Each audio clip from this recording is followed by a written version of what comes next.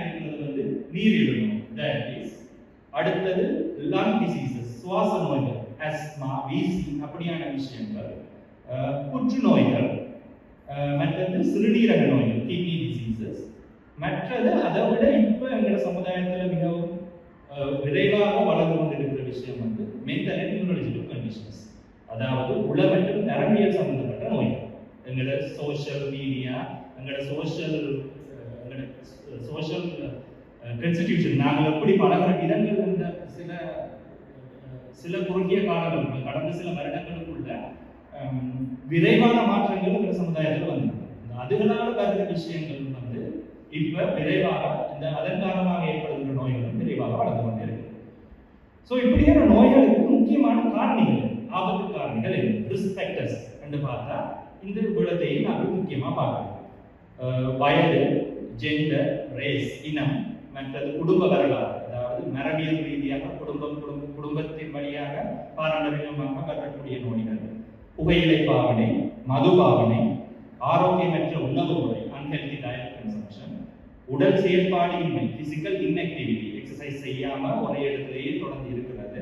அடுத்தது environmental risk, air pollution, water pollution, மாசுபாடு, சூழல் மாசுதல் காரணமாக எங்களுக்கு ஏற்படுத்தக்கூடிய இவற்றின் மூலமாகவும் நாள்பட்ட தொற்றா நோய்களுக்கு வருது. இவற்றில் முக்கியமாக பார்த்தீங்கன்னா முதல் ரெண்டு வந்து எங்களால் கண்ட்ரோல் பண்ண முடியாத விஷயம், age, gender, race, family history. இந்த விஷயம் வந்து நான் மாடிஃபையபிள் ரிஸ்க் ஃபேக்டர்ஸ் என்று சொல்றது, அதை எங்களால் மாற்ற முடியும். ஆனால் மிச்சம் அவ்வளவு எங்கட கையில இருக்கு. நாங்கள் எவ்வாறு நடந்து கொள்றோம், நாங்கள் எவ்வாறு எங்களுடைய நாளாந்த வாழ்க்கையில நாங்கள் கடைபிடிக்கின்ற விடயங்கள் மூலமாக இவ்வளவு ரிஸ்க் ஃபேக்டர்ஸை நாங்கள் கண்ட்ரோல் பண்ணக்கூடியதா இருக்கு. இலங்கையில தொற்றா நோய்கள் எப்படி இருக்கு, எந்த நோய்கள் கூடவா இருக்குது, எப்படியான சுமை இலங்கைக்கு இருக்கு என்று பார்ப்போம்னா, இலங்கையில தொற்றா நோய்கள் காரணமாக இறப்பு எடுத்து பார்த்தா இது 2018ஆம் ஆண்டு டேட்டாவின் படி முதலிடத்தில் இருக்கிறது கார்டியோவாஸ்குலர் டிசீசஸ். இதுல வந்து ஹார்ட் அட்டாக், ஸ்ட்ரோக் இப்படியான விஷயங்கள் இதுக்குள்ள வரும். கார்டியோவாஸ்குலர் டிசீசஸ் தான் முதல் காரணியா இருக்கு இறப்பு. அடுத்ததாக கேன்சர், அடுத்ததாக ரெஸ்பிரேட்டரி டிசீஸ் சுவாச நோய்கள், அடுத்ததாக டயபெட்டிஸ், மிச்ச நோய்கள் போகும். இந்த டீடைல்ஸ் இதுல பாத்தீங்கன்னா தெரியும். இது மருத்துவமனையில அனுமதிக்கப்படுவதற்கான காரணம், ஏன் ஒரு ஆள் மருத்துவமனையில அனுமதிக்கப்படுகிற என்ற காரணங்களை பார்த்தா அதுல முதலாவது இடத்துல இருக்கிறது ஆக்சிடென்ட்ஸ், இன்ஜரிஸ், மேபி இதாக இருக்கலாம், அசால்ட், அதாவது வெட்டு குத்து காயங்கள், ஆக்சிடென்ட் வர்றதால ரோட் டிராபிக் ஆக்சிடென்ட்ஸ், இவை எல்லாம் இந்த கேட்டகரிக்குள்ள வருது. இதன் மூலமாக தான் கூடுதலான அட்மிஷன்ஸ் இலங்கையில் நடக்குது. அதுக்கு அடுத்ததாக பார்க்க போனா ரெஸ்பிரேட்டரி சிம்டம்ஸ், மற்றது அப்நார்மல் சிம்டம்ஸ் அப்படின்னு பார்த்து கொஞ்சம் இதுல நாங்கள் அடுத்ததாக மெயினாக பார்க்க வேண்டிய விஷயம், ஆக்சிடென்ட்ஸ் நிறைய அட்மிஷன்ஸ் இருந்தாலும் இப்ப நாங்கள் டெத்தை பார்த்தோம். இறப்புக்கான மருத்துவமனையில் நடக்கிற இறப்புக்கான முக்கிய காரணங்கள் நிறைய கூட முதலிடத்தில் இருக்கிறது இஸ்கெமிக் ஹார்ட் டிசீஸ், அதாவது ஹார்ட் அட்டாக் போன்ற அந்த கூட்டத்தை சேர்ந்த டிசீசஸ் தான் முதலிடத்தில் இருக்கு. ரெண்டாவது இடத்துல இருக்கிறது நியோபிளாஸ்ம்ஸ் சொன்னா கேன்சர் புற்றுநோய்கள் தான் ரெண்டாவது இடத்துல இருக்கு. மூன்றாவது அங்கே மிச்சம் போனால் தான் இன்ஃபெக்ஷன், அதாவது வேரினம் infection, bacterial infection, zoonotic infection அப்படியான விஷயங்கள் விலங்குல மிச்ச டிசீஸ் இறப்புக்கான காரணங்களாக நாங்கள் பார்க்கிறோம். 2018ஆம் ஆண்டு கோவிடுக்கு முதல் எடுக்கப்பட்ட சர்வேயின் படி இருந்த விஷயம். அதன்படி இலங்கை 30 தொடக்கம் 70 வயசுக்கு உட்பட்டார்கள் இந்த தொற்றா நோய்கள் காரணமாக ப்ரீமெச்சூர் டெத், அதாவது அவைக்கு வேற எந்த பிரச்சனையும் இல்லை, இந்த ஒரு தொற்றா நோய்கள் அவருக்கு ஏற்படுவதன் மூலமாக ஏற்படுகிற இறப்புன்ற வீதம் 2018ஆம் ஆண்டுல 17% இருந்தது. இந்த வயசுக்கு உட்பட்டார்கள் 30 வயதுக்கும் 70 வயசுக்கு உட்பட்டார்கள் 17% ஆண்கள் இந்த தொற்றா நோய்கள் காரணமாக இறந்திருக்கிறாங்க. அதுலயும் 22% ஆண்களாகவும் 13% பெண்களாகவும் இருக்கிறாங்க. இந்த கிராஃப் நீங்க பாத்தீங்கன்னா 2000ஆம் ஆண்டுல இருந்து 2025ஆம் ஆண்டு வரைக்குமான ஒரு ப்ரெடிக்ஷன் இப்போ இல்லை. இதன்படி பார்த்தீங்கன்னா இந்த வீதம் வந்து குறையுது, ஓரளவு ஸ்டாக்னேட் பண்ணி அப்படியே அந்த அளவுக்கு தான் இருக்கு. இவ்வளவுதான் நாங்கள் ட்ரை பண்ணி எவ்வளவு செய்தாலும் அதை விட குறைக்க இயலாமே இருக்கு. ஏன்னா அவ்வளவுக்கு இந்த தொற்றா நோய்கள் பாதிப்பு எங்கள் சமுதாயத்தில் இருக்கு. இப்ப நாங்கள் அடுத்ததா இந்த தொற்றா நோய்களை பற்றி ஒரு சுருக்கமான ஒரு சமரி உண்டு, அதாவது அதை பற்றி ஒரு விளங்கி கொண்டு போனால் தான் அதன் என்னென்ன காரியங்களை நாங்கள் நாங்கள் செய்யக்கூடாது, இந்த இடத்தை செய்யணும் என்ற ஹெல்த்தி லைஃப் ஸ்டைலை பற்றி கதைக்கிறோம். அதன்படி நான் முதலாவது கதைக்க வைக்கிறது வந்து கொலஸ்ட்ரால் என்று நாங்கள் வளமையாக சொல்கிறோம். அதாவது ஹைப்பர் கொலஸ்ட்ராலேமியா இல்லாட்டி டிஸ்லிபிடீமியா என்று சொல்கிறது. குருதியில் சாதாரண அளவை விட கொலஸ்ட்ரால் அளவு அதிகமாக இருக்கிறது தான் கொலஸ்ட்ரால் என்று நாங்கள் சொல்கிறோம். கொலஸ்ட்ரால்னு சொல்லக்குள்ள கொலஸ்ட்ராலில் வந்து நிறைய வகைகள் இருக்கு. முக்கியமான 4 வகைகள் தான் நாங்கள் பொதுவாக டெஸ்ட்டுகள்லையும் பார்க்கக்குள்ள நாங்கள் பென்சில வந்து இந்த 4 வகை VLDL, HDL, triglyceride, LDL, HDL, triglyceride, VLDL. இந்த கொலஸ்ட்ரால் வந்து உடம்புக்கு கூடாத காரணம் என்று சொல்லலாம். உடம்புக்கு கொலஸ்ட்ரால்ன்றது முக்கியமான ஒன்று. அது நாங்கள் உட்கொள்றதன் மூலமாக கொலஸ்ட்ரால் எங்களோட உடம்புக்கு போய் சேருது. அதை தவிர ஈரண்டையும் ஒரு உடல்லையும் கொலஸ்ட்ரால் உருவாக்கப்படுது. அப்போ ஒரு தொடர்ந்து கொலஸ்ட்ராலை எடுக்காத ஒரு ஆளுக்கும் கொலஸ்ட்ரால் அர்த்தம் வர்றது ஆச்சரியமான விஷயம் இல்லை. ஏனென்றா அவைங்க உடம்புலையே கொலஸ்ட்ரால் தொகுக்கப்படும். அதில் வேறு வேறு காரணங்கள் அதுக்கு காரணமாக இருக்கும். கொலஸ்ட்ரால் உருவாகிறதுக்கு இந்த நோய் உருவாகிறதுக்குரிய காரணம். இதுல நாங்கள் 2 விதமான கொலஸ்ட்ராலை முக்கியமாக பார்க்கிறோம். எங்களோட நார்மலாக ஒரு லிபிட் ப்ரொஃபைல் நாங்கள் கொலஸ்ட்ரால் டெஸ்ட் செய்தால் இந்த 4 டெஸ்ட்டும் இருக்குது. நீங்கள் அடுத்த முறை கவனிச்சு பார்த்தீங்கன்னா தெரியும். இந்த 4 வகையான கொலஸ்ட்ரால் இருக்கும். இதை தவிர டோட்டல் கொலஸ்ட்ரால் என்ற ஒரு பெருமானம் அதில் இருக்கு.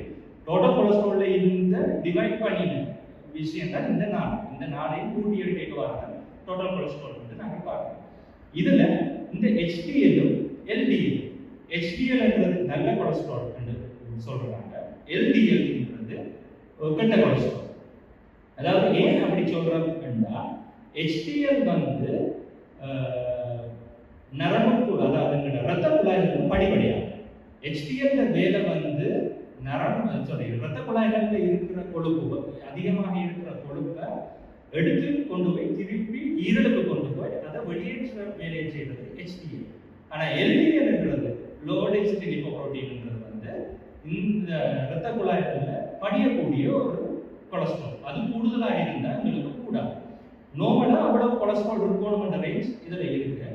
நோமலா 240 விட குறைவா இருக்கும். டோட்டல் கொலஸ்ட்ரால் என்ற அளவு 240 விட குறைவா இருக்கும். நாங்க 280, 300 வரைக்கும் நாங்கள் உங்கள் சாப்பாட்டின் மூலமாக கண்ட்ரோல் பண்றோம். 280, 300 விட கூட இருக்கும்னா நாங்கள் மருந்து எடுக்கிற அளவு கூடுதலாக கூட இருந்தால் தான் ரத்த குழாய்களையோ கலங்களையோ படிய படியும். அளவா இருக்கும்னா ரத்த குழாய்கள் படியாது. அந்த படிகளுக்கு சொல்றதுக்கு பேர் தான் பிளாக் என்று சொல்றது. Can narrow the artery and reduce blood flow. LDL carries cholesterol into the plaque. This is why LDL is called the bad cholesterol. அந்த பிளாக் உருவாக்கி அதுல அந்த ரத்த குழாய்களோட அளவு அந்த விட்டம் வந்து குறைஞ்சு நம்ம ரத்த குழாய்களுக்கு ஊடாக ரத்தம் போற அளவு இதன் மூலமாக பாதிக்கப்படும். அதோட ஃப்ளோவும் ஒழுங்கா போகாம டர்புலன்ட் ஃப்ளோ, ரத்தம் வந்து சீரா போகாம ஒரு டர்புலன்ட் ஃப்ளோல, ஒரு லேமினல் ஃப்ளோல போகாம டர்புலன்ட் ஃப்ளோல போறதால ரத்தம் உறையக்கூடிய வாய்ப்புகளும் கூடுதலா இருக்கு இந்த பிளாக் உருவாகிறதன் மூலமா. Your liver also makes high-density lipoprotein, or HDL, also known as the good cholesterol. HDL helps remove excess cholesterol from your cells, tissues, and from plaque in your blood vessels. This is why HDL is called the good cholesterol. HDL என்ன செய்யணும்னா போய் ஒரு sponge மாதிரி இந்த எக்ஸ்ட்ராவா இருக்கிற LDL-கள் இந்த ரத்த குழாய்கள்ல படிஞ்சிருக்கிறத இது உறிஞ்சி எடுத்து திருப்பி ஈரலுக்கு கொண்டு போய் செய்யும். பிளட் சர்க்குலேஷன் வந்து ஹார்ட் பம்ப் பண்றதால நடக்குது. ஹார்ட் ஒரு நோவல் ஓட்டோமோட்டர் மாதிரி அதை ப்ரெஸ் பண்ணிக்குள்ள உடம்பு ஃபுல்லாகவும் ரத்தம் வந்து சுற்றோட்டம் நடக்குது. அந்த ப்ரெஸ் பண்ணிக்க ஹார்ட் ப்ரெஸ் பண்ணிக்க வர்ற அந்த பவர், அந்த ப்ரெஷர் தான் நாங்கள் சொல்றது சிஸ்டோலிக் பிளட் ப்ரெஷர். நோமலா 120/80 இல்லாட்டி 130/80 ரெண்டு ப்ரெஷர் கோடைகள் போடும். 2 அளவுகள் குறிக்கப்படும். இந்த மேலே இருக்கிற அளவு வந்து உங்களோட ஹார்ட் ப்ரெஸ் பண்ணிட்டு இருக்கிற ப்ரெஷர் இந்த அளவு வந்து மேலே இருக்குது. கீழே இருக்கிறது வந்து ஹார்ட் ரிலாக்ஸ் ஆகிருக்க இருக்கிற ப்ரெஷர் இந்த அளவு. அதாவது அந்த ஹார்ட் ப்ரெஸ் பண்ணிக்குள்ள ரத்த குழாய்கள், ரத்த குழாயை எடுத்து நாங்கள் பார்த்தா எவ்வளவு ப்ரெஷர் அந்த ஹார்ட்டால பிரஸ் பண்ணப்படுது, பம்ப் பண்ணப்படுது என்றது மேலே சிஸ்டோலிக் பிளட் ப்ரெஷர் சொல்றது. அதுக்கு கீழே வரும் டயஸ்டாலிக் பிளட் ப்ரெஷர்ன்றது ஹார்ட் வந்து ரிலாக்ஸ் ஆகிருக்கிறது இருக்கிற பெருமானத்தினால. இது நார்மலா நாங்கள் 120-80 ஒரு சராசரியான ஒரு ஆளுக்கு இருக்க வேண்டிய அளவு. ஆனால் சில காரணங்களால அது வந்து ப்ரெஷர் வந்து கூடுது. ஒன்று வந்து இரத்த குழாய்களின் அளவு வந்து சுருக்குறாங்க. பெரிய ஹாஸ் பைப்பை விட சின்ன ஹாஸ் பைப்புக்குள்ளான போயிட்டு ப்ரெஷர் கூடும். அதே மாதிரி இரத்த குழாய்களின் தடிப்பு அதிகரிக்கிறது, இல்லாட்டி ஹார்ட்டின் பவர் அதிகரிக்கிறது. ரெண்டு நடக்கக்குள்ளதான் ப்ரெஷர் கூடும். அப்ப ஹார்ட்டின் பவர் அதிகரிக்கக்கூடிய காரணங்களாக ஹார்ட்டின் தடிப்பு, தசையின் தடிப்பு அதிகரித்தல், இல்லாட்டி இரத்த குழாய்களின் காரணங்களாக இரத்த குழாயின் தடிப்பு அதிகரித்தல், இல்லாட்டி இரத்த குழாயின் ரெசிஸ்டன்ஸ் குறையுது. அதாவது தடிச்ச மாதிரியே இருக்கு, கொஞ்சம் ஃபிளெக்சிபிளா இருந்தால் தான் பிளட் பம்ப் பண்ணும். அந்த ஃபிளெக்சிபிலிட்டி வந்து குறையக்குள்ள, ரெசிஸ்டன்ட் ஆகக்கூடிய ப்ரெஷர் கூடும். மற்றது நரம்பு தொகுதிகள் ஏஜிங், அதாவது காலப்போக்கில் வயசாகைக்குள்ளேயும் அந்த ஃபிளெக்சிபிலிட்டி வந்து குறைஞ்சு கொண்டு போகும். அதன் மூலமாக ப்ரெஷர் வயது போகைக்குள்ள ப்ரெஷர் வர்றதுக்கு முடியும் காரணமாக இருக்கு. ஹார்ட் பம்ப் பண்ணிக்குள்ள வர அளவு ப்ரெஷர் கூட வருது, அது systolic blood pressure.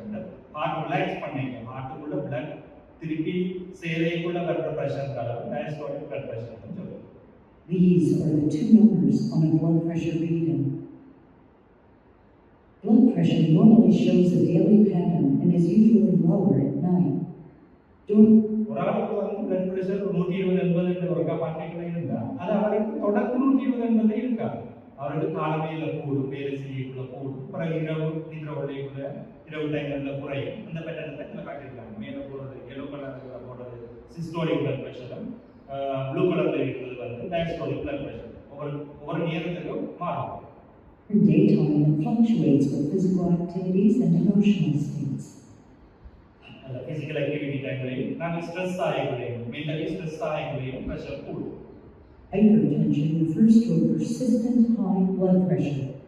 In the US, high blood pressure used to be defined as greater than 140/90, but recent guidelines have changed these values to 130/80 to better prevent and treat the condition. Normal blood pressure is below 120/80. இங்கே ஸ்ரீலங்காலே நாங்கள் 140-90 மேலே போனால் தான் நாங்கள் மேலே start பண்ணணும். இல்லாட்டி நாங்கள் லைஃப் ஸ்டைல் மாடிஃபிகேஷன் மூலமாக அந்த ப்ரெஷரை கண்ட்ரோலில் வச்சுருக்கு நாங்கள் பார்க்கணும். 140-90 மேலே போகாமல் இருக்கும். அது மேலே கூட இருந்துச்சுன்னா நீங்கள் திருப்பி ஒரு செக் பண்ணி ப்ரெஷர் கூட தொடர்ந்து உங்களுக்கு 140-90 விட கூட இருக்கும்னா Active blood pressure is considered too low only if it produces symptoms. Hypertension does not cause symptoms on its own, but it slowly damages blood vessels, and in the long term is a major risk factor for a variety of cardiovascular diseases such as stroke, aneurysm, and heart attack, as well as end-organ damage such as renal failure or vision loss. For this reason, hypertension is known as the silent killer. Hypertension can be classified as primary or secondary, with the former being responsible for over 90% of cases. Primary hypertension ரெண்டு வகைப்படும், primary, secondary. Primary என்றது வந்து வேறு எந்த காரணங்களும் இல்லாமல் வயது போகைக்குள்ள hypertension வந்து பிரைமரி ஹைப்பர்டென்ஷன் என்று சொல்றது. செகண்டரி ஹைப்பர்டென்ஷன்ன்றது வேறு ஏதாவது ஓர்கன்ஸ், கிட்னி பிரச்சனை வரைக்குள்ள இல்லை வேறு ஏதோ பிரச்சனைகள் வரைக்குள்ள வர்றது வந்து Hypertension has no apparent cause and may develop as a result of old age, obesity, high salt diet, lack of exercise, smoking, and drinking. Most commonly, the blood vessels are hardened with age or unhealthy diets, making it harder for blood to flow. Secondary hypertension, on the other hand, is caused by an underlying condition. Many conditions and factors can cause hypertension. Most notable are kidney problems and endocrine disturbances. Regardless of the cause, the increase in blood pressure is produced by either an increase in vascular resistance, narrower or stiffer blood vessels, or an increased blood pressure. அந்த blood pressure கூடுறதால இரத்த கலங்கள் வந்து மொத்தமாக ஆனால் காலப்போக்கில் வயசு போகைக்குள்ள சிலவர்கள் என்ன செய்ய வேண்டாம், அந்த ப்ரெஷர் கூடி அதாவது சிலவர்கள் கேள்விப்பட்டீங்க ஸ்ட்ரோக்ல வந்து இரத்த குழாய் வெடிச்சது அப்படின்னு கேள்விப்பட்டேன். ப்ரெஷர் கூடைக்குள்ள சிலவர்கள் இரத்த குழாய்கள் வெடிக்கிற தருணங்கள் ஏற்பட்டிருக்கு. அப்ப இலங்கையில் எப்படி இருக்குது பிளட் ப்ரெஷர் பார்த்தா அதுவும் அதே மாதிரி இதுல இருக்கிற 4 பேருக்கு ஒரு ஆளுக்கு கட்டாயம் ப்ரெஷர் கூடுதலா இருக்கு. அப்படி அதுலேயும் இதுல பாத்தீங்கன்னா மேல் ஃபீமேல்ஸ் இந்த வித்தியாசம் பெருசா இல்லை. ரெண்டாலும் இதுல ஃபீமேல்ஸுக்கு கொஞ்சம் ஸ்லைட்லி கூட ப்ரெஷர் இருக்கிறதுக்குரிய வாய்ப்புகள் அதிகம். அடுத்தது இலங்கையின் பாப்புலேஷன் நீங்க எடுத்து பார்த்தீங்கன்னா ஒரு 3.35 மில்லியன் ஆட்களுக்கு ப்ரெஷர் இருந்தாலும் அதுல 1.6 மில்லியன் ஆட்கள் தான் அதை பற்றி அவேர்னஸ், அதாவது அவங்களுக்கு ப்ரெஷர் இருக்குன்னு அறிஞ்சிருக்கிறாங்க. நிச்சயங்களுக்கு அதுல ப்ரெஷர் இருக்குன்றதை அவங்க கண்டுபிடிக்க செக் பண்ணல, அதை பற்றி பார்க்க ஏன்னா இந்த விதமான அறிகுறிகள் அவங்களுக்கு தென்படாதபடியா அவங்க செக் பண்ணாம இருக்காங்க. இந்த தெரிஞ்ச 1.6 மில்லியன் ஆட்களுக்குள்ளேயும் 887,000 ஆட்களுக்கு தான் அது வந்து ட்ரீட் பண்ணப்படுது. அவைதான் அதை அதுக்குரிய மருந்து கிடைக்குது. இவ்வளவு பேருக்குள்ளேயும் அதுக்கு ஒரு கொஞ்சம் பேர் தான் தங்களுக்கு மருந்து தேவைன்னு மருந்து கிடைக்கும். அதுலேயும் கொஞ்சம் பேருக்கு தான் அந்த ப்ரெஷர் பிளட் ப்ரெஷர் வந்து கண்ட்ரோல்லே இருக்கு. இது வந்து பார்த்த போனா பிளட் ப்ரெஷர் இருக்குற 5ல் ஒரு ஆள் தான் தன்னை பிளட் ப்ரெஷரை கண்ட்ரோல்ல வச்சிருக்காரு. இந்த கணக்கெடுப்பின்படி பார்க்கிறோம். ப்ரெஷர் இருந்தாலும் நாங்கள் அதை கவனமாக இருக்கணும். பிளட் ப்ரெஷரை அந்த கண்ட்ரோலுக்குள்ள வச்சிருக்கோம். 140-90 ரேஞ்சுக்குள்ள வச்சிருக்கிறது பார்க்கிறோம். நாங்கள் குறைக்கிற ஒவ்வொரு 10 மில்லி ml/Hg ப்ரெஷரை நாங்கள் குறைக்கக்குள்ளேயும் இவ்வளவு விதமான சான்ஸின் படி எங்களோட ரிஸ்க் வந்து குறையும். ஸ்ட்ரோக் ஏற்படுத்த ரிஸ்க் 27% குறையும். ஹார்ட் ஃபெயிலியர் ஏற்படுற ரிஸ்க் 28% குறையும். ஹார்ட் டிசீஸ் வர பிரச்சனை 17% குறையும். ப்ரீமெச்சூர் டெத்ஸ் வரது 13% குறையும். அதாவது 140ல் இருக்கிற ஒரு ப்ரெஷரை நீங்கள் 130க்கு கொண்டாடுறீங்கன்னா 130ல் கொண்டாடுறீங்கன்னா இவ்வளவு வீதத்தால கூட ரிஸ்க் வந்து இந்த வருத்தங்கள் ஏற்படுகின்ற ரிஸ்க் வந்து குறைச்சப்படுவோம். இது வந்து நாங்கள் ஹைப்பர் டென்ஷனை பற்றி பார்க்கிறோம். அடுத்தது வந்து நாங்கள் மாரடைப்பு ஹார்ட் அட்டாக் என்று நாங்கள் சொல்றது, அது சரியான டேர்ம் வந்து மயோகார்டியல் இன்ஃபார்க்ஷன் அப்படின்னு சொல்றது. மாரடைப்பு என்ன உண்மைக்கும் ஒரு ஹார்ட் பிளட்டை பம்ப் பண்ணினாலும் ஹார்ட்டுக்கு ரத்தம் சர்க்குலேஷன் ரத்தம் போய் சேரும். ஹார்ட்டுக்கு சில ஆர்டரிஸ் இருக்குது. ஹார்ட்டுக்கு ரத்தத்தை வழங்குற ஆர்டரி, அதான் கொரோனரி ஆர்டரிஸ் அப்படின்னு சொல்றோம். அந்த ஆர்டரியில ஏதாவது ஒரு அதன் சுற்றோட்டத்தில் ஏதாவது ஒரு பிரச்சனை வந்து ஒரு பக்கத்தின் ஹார்ட்டின் கலங்கள் சிதைவடைந்து மரணம் அடைந்து டிஸ்ட்ராய் ஆகும்னா அதைத்தான் நாங்கள் சொல்றது மாரடைப்பு. அது ஹார்ட்டின் எந்த பக்கம் வருது, எவ்வளவு பரவலாக அந்த மரணம் ஏற்படுது, அதாவது அந்த டிஸ்ட்ரக்ஷன் ஏற்படுது, கணங்களுக்கு பாதிப்பு ஏற்படுத்துறதை வச்சுக்கொண்டு எங்களோட ஹார்ட் அட்டாக் சிம்டம்ஸ் வழியாக தெரியும். அடைப்பு வந்து ஒவ்வொரு காரணங்களுக்காக வருது. நாங்கள் முதல் பார்த்தவ கொலஸ்ட்ரால் மூலமாக பிளாக் வந்து அடைச்சு ரத்த ஓட்டம் போறது வந்து தடைப்படலாம். இன்னொரு வகை இருக்கு, நரம்புகள நர்வஸ் சிஸ்டம் மூலமாக பிளாக் ஒன்று இருக்காது உள்ளுக்குள்ள, அதாவது ஆர்டரிஸ்ல எந்த பிரச்சனையும் இருக்காது. ஆனால் ஆர்டரிஸ் வந்து சுருங்கி விரிகிறது, அதாவது சுருங்கும் ஃபிளெக்சிபிலிட்டி இல்லாமல் போய் சுருங்கி ரத்த ஓட்டத்தை குறைக்கிறதா இருக்கலாம். அப்படி இல்லாட்டி ரத்த உறுதிக்கிழங்கு சுவர் சிதைவடைஞ்சு அந்த சிதைவடைகிறது மூலமாக ப்ரொட்டேட் பண்ணி குருதி வந்து போறதுக்கு பிளாக் ஏற்படலாம். இப்படியான ஒவ்வொரு காரணங்கள் இருக்கு. ஆனா பொதுவா இந்த ஹார்ட் அட்டாக் வர்றதுக்கு பொதுவான காரணம் வந்து கொலஸ்ட்ரால் தான். பிளாக் வர்றது மூலமாக ஏற்படுற பிளாக்கேஜ் தான் இன்னொரு பொதுவான காரணம். ஹார்ட் அட்டாக் என்று வரைக்குள்ள நோமலா செஸ்ட் பெயின் மட்டுமே, வேற சிம்டம்ஸ் அறிகுறிகள் இருக்கு. மூச்செடுக்க கஷ்டமா இருக்கிறது, மயங்கி விழுறது, சோம்பல் தன்மையா இருக்கிறது, திடீர்னு அந்த வேர்வை கொட்டுறதுன்றது ஒரு ஆள் பார்த்தீங்கன்னா ஒரு வித்தியாசம் தெரியும். நோமலா வேர்க்கிறத விட அந்த குளிச்ச மாதிரி வேர்த்திருப்பாங்க அந்த ஹார்ட் அட்டாக் வரைக்கும்.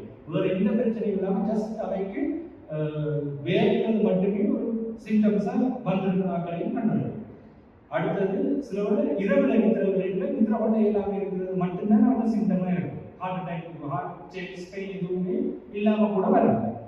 அடுத்தது சக்தி வாந்தி, மற்றது சிலருக்கு கெஸ்ட்ரைட்டிஸ் நிறைய இருக்கும். ஆர்கனைஸ் பண்ணிருப்பாங்க கெஸ்ட்ரைட்டிஸ் ஹார்ட்டின் கீழ்ப்பக்கத்தில் அடிப்பக்கத்தில் இந்த நரம்புகள் இரத்த குழாய்கள் பிளாக்கேட் பண்ணும்னா அது வந்து சென்ற கெஸ்ட்ரைட்டிஸ் நோ மாதிரியே வரும்.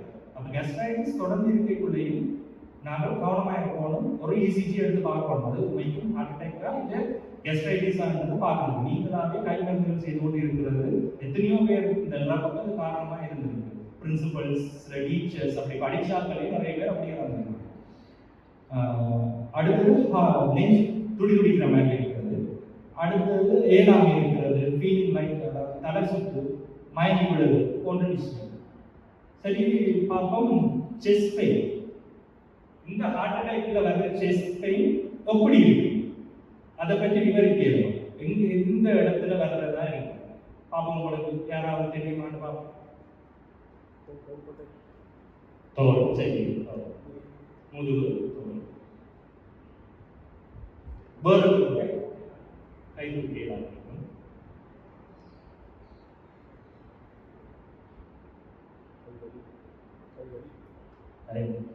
பொதுவா ஹார்ட் அட்டாக்கு வர்ற பெயின் வந்து ஹார்ட்ல இருந்து ஸ்டார்ட் பண்ணி இந்த ரெண்டு விரல்களுக்கும் போறத பெயின் இங்க வரைக்கும் போகும்.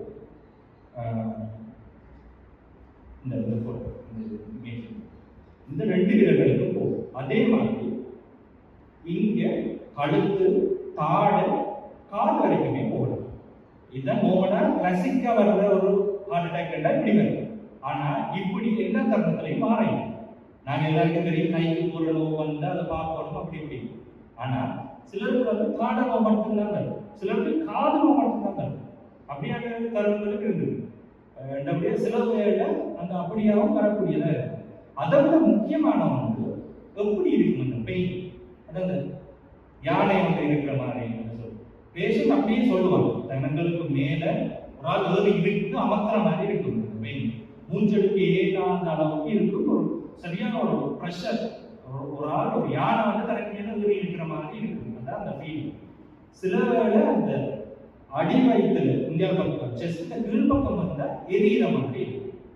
ஆனா பொதுவா இருக்கிறது வந்து டைமிங் டைப் ஆஃப் பெயின், அதாவது ஏறி இருந்து நசிக்கிற மாதிரி இருக்கிற ஒரு பெயின் வந்து வரும். அப்படியான பெயின் இப்ப நான் சொன்ன டிஸ்கஸ் பண்ணினேன். இந்த போட்டோல பாத்தீங்கன்னா வேறு இடங்களே வரும். நெஞ்சில மட்டும் வரலாம், கழுத்து மட்டும் வரலாம், கழுத்து நடுப்பகுதியை மட்டும் வரலாம். மற்றது அடிவயிறு வயிறு அப்டோமினல் பெயின் மாதிரி மட்டுமே வரலாம்.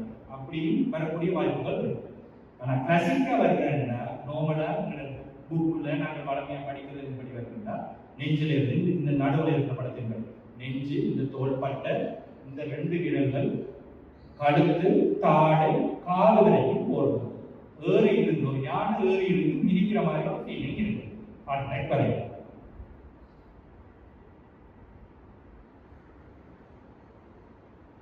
ACS மற்றும் MI. acute coronary syndrome அல்லது ACS என்பது ஒன்று அல்லது அதற்கு மேற்பட்ட நிலைகளின் தொகுப்பாகும். இதில் இதய தசைகளுக்கு இரத்த ஓட்டம் தடைபடுவதால் மாரடைப்பு ஏற்படுகிறது. இதனை மயோகார்டியல் இன்ஃப்ராக்ஷன் என்கிறோம். இதயம் ஒரு தசை உறுப்பு ஆகும். இது உடலின் மற்ற பகுதிகளுக்கு ஆக்சிஜன் மற்றும் ஊட்டச்சத்துக்களை கொண்ட இரத்தத்தை செலுத்துகிறது.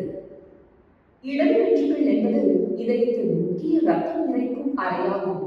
இது சுருங்குவதால் ஆக்சிஜன் ஏற்றப்பட்ட இரத்தம் பெருநாள் வழியாக உடலில் மற்ற பகுதிகளுக்கு அனுப்பப்படுகிறது. கருவறை தமனிகள் எனப்படும் பல சிறிய தமனிகள் பெருநாடியுடன் இணைக்கப்பட்டு இதயத்தின் தசைகளுக்கு தேவையான ஆக்சிஜன் மற்றும் ஊட்டச்சத்துக்களை வழங்குகின்றன. அக்யூட் கரோனரி சிண்ட்ரோமில் கரோனரி தமனிகள் வழியாக செல்லும் இரத்த ஓட்டத்தில் அடைப்பு ஏற்படுகிறது. பொதுவாக பெருந்தமனி தடிப்பு தகடு, கரோனரி தமனி பிடிப்பு அல்லது கரோனரி தமனி சிதைவு காரணமாக இது நிகழ்கிறது. பெருந்தமனி தடிப்பு அழற்சியில் கொழுப்பு தகடு தொடர்ந்து படிவதால் சம்பந்தப்பட்ட கரோனரி தமனி சுருக்கி விடுகிறது. இந்த பிளேட்டின் சிதைவின் விளைவாக இரத்த உறைவு உருவாகிறது. அதன் மூலம் சம்பந்தப்பட்ட கரோனரி தமனியில் அடைப்பு ஏற்படுகிறது. இரத்த உறைவு உருவாவதே கரோனரி தமனி அடைப்புக்கு மிகவும் பொதுவான காரணமாகும். கரோனரி தமனி அடைப்புக்கான பிற காரணங்கள்: கரோனரி தமனி பிடிப்பு. இது போதைப் பொருள், புகைப்பிடித்தல், குளிர்கால நிலை அல்லது தீவிர மன அழுத்தம் ஆகியவற்றால் தூண்டப்படுகிறது. இதன் விளைவாக கரோனரி தமனி திடீரென இறுக்கமாகிறது அல்லது கரோனரி தமனியின் உட்புற சுவர் பிரிக்கப்படுகிறது. இதனால் ரத்த ஓட்டத்தில் அடைப்பு ஏற்படுகிறது. உள்ளுக்குள்ள இதுல வெசல்ஸ் திடீர்னு சுருங்குறதா, அது ஸ்மோக்கிங்கான இருக்கலாம், இல்ல மென்டல் ஸ்ட்ரெஸ்ஸா இருக்கலாம். திடீர்னு சுருங்கி விரிகிறதால உள்ளுக்குள்ள இருக்கிற சுவர் உடைஞ்சு டேமேஜ் ஆகி அதுல ரத்தப்படிகள். கரோனரி தமனிகளில் ஏதேனும் ஒரு அடைப்பு ஏற்படுவதால் ஆக்சிஜன் மற்றும் ஊட்டச்சத்துக்கள் இதயத்தின் ஒரு பகுதியை அடைய தவறி இதய தசைகளை செயலிழக்க செய்கிறது. இது மாரடைப்பு என்று அழைக்கப்படுகிறது. கரோனரி தமனியின் அறிகுறிகளில் திடீர் வலி அல்லது அசௌகரியம், இறுக்கம் அல்லது மாறும் எரி உணர்வு ஆகியவை அடங்கும். இது ஆன்ஜினா என்று அழைக்கப்படுகிறது. இந்த வலி மேல்வயிறு, தோள்கள், கைகள், கழுத்து மற்றும் கீழ்தாடை வரை பரவலாம். பொதுவாக அக்யூட் கரோனரி நோய்க்குறியில் காணப்படுவது நிலையற்ற ஆன்ஜினாவாகும். இந்த ஆன்ஜினா ஓய்வு அல்லது மிதமான உடல் செயல்பாடுகளை தடுக்கும் பல நிலைகளில் ஏற்படும். அக்யூட் கரோனரி நோய்க்குறியின் பிற அறிகுறிகள் பின்வருமாறு: முதலாவது, மூச்சு திணறல். இரண்டாவது, தலை சுற்றல். மூன்றாவது, வியர்த்தல். நான்காவது, குமட்டல். அக்யூட் கரோனரி சிண்ட்ரோம் எனப்படும் எம்ஐக்கான சிகிச்சை பொதுவாக பின்வருவனவற்றை உள்ளடக்கியது.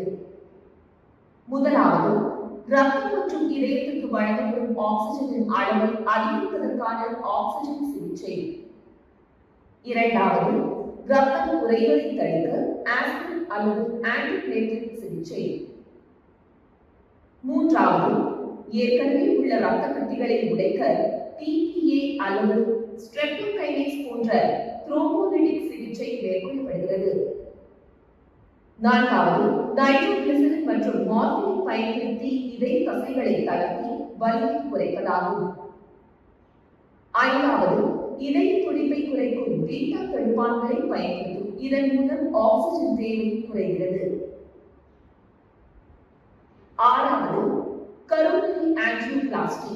இந்த சிகிச்சையில் ஒரு பலூன் முனையுடைய வழிகுழாய் அடைந்த கரோனரி தமனிக்குள் ஊதப்படும். அடைந்த கரோனரி தமனியை திறக்க ஸ்டென்ட் பயன்படுத்தப்படும்.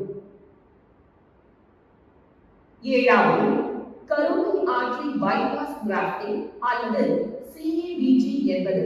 இதனை கேபேஜ் என உச்சரிக்கிறார்கள். இதயத்திற்கு ரத்த ஓட்டத்தை மீண்டும் நிலைநிறுத்துவதற்காக தடுக்கப்பட்ட கரோனரி தமனிக்கு பதில் ரத்தம் இதயத்துக்கு செல்ல ஒரு நரம்பு அல்லது செயற்கை கிராஃப்ட் பொருள் பொருத்தும் ஒரு அறுவை சிகிச்சை முறையாகும்.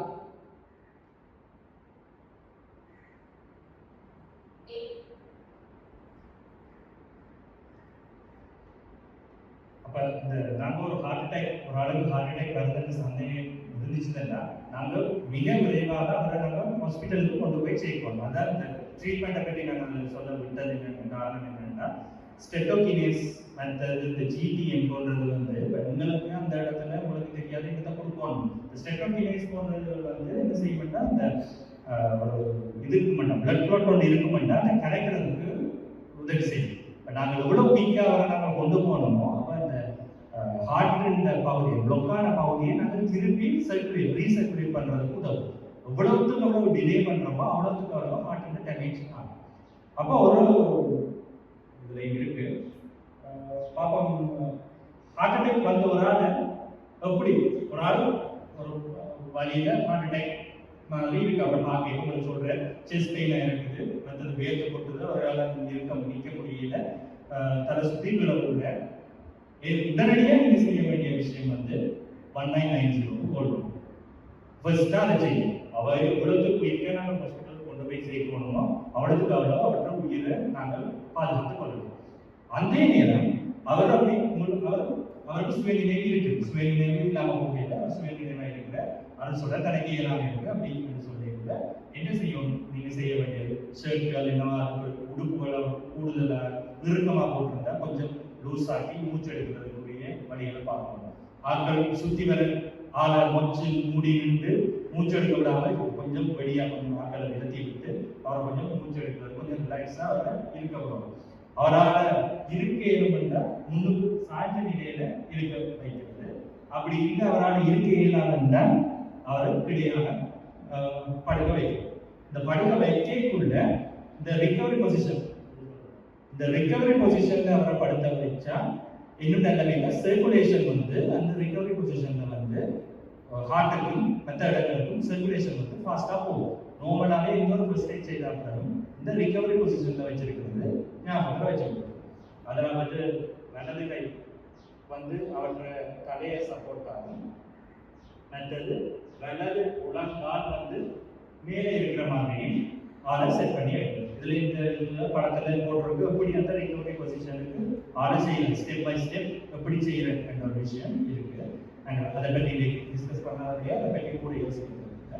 அடுத்தது அவற்றை பாக்கெட்ல அவர் வச்சிருப்பாரு. சில பேஷண்ட்ஸ் வந்து என்ன செய்திருப்பாங்கன்னா ஜிடிஎன்னோ இந்த அஸ்பிரின் வந்து ரெடியா பாக்கெட்ல வச்சிருப்பாங்க. ஏற்கனவே கான்டாக்ட்ல அவரால் உங்களுக்கு தர்றாருன்னா அவரால் விழுங்கேதுமான ஒரு கண்டிஷன்ல அவர் இருப்பாருன்னா உடனடியாக அதை குடிக்க கொடுக்குறாரு. தண்ணி கொஞ்சம் கொடுத்து குடிக்கணும். ஒரு அன்கான்சியஸாக குழப்பமா இருக்கிற ஒரு ஆளு ஃபோர்ஸ் பண்ணி மருந்தை கொடுக்க வைக்காங்க. தண்ணி கொடுக்குறதோ அவரா தண்ணி கேட்கிறாருன்னா குடிக்கக்கூடிய ஒரு நிலைமையில இருக்காருன்னா கொடுக்குறது ஓகே.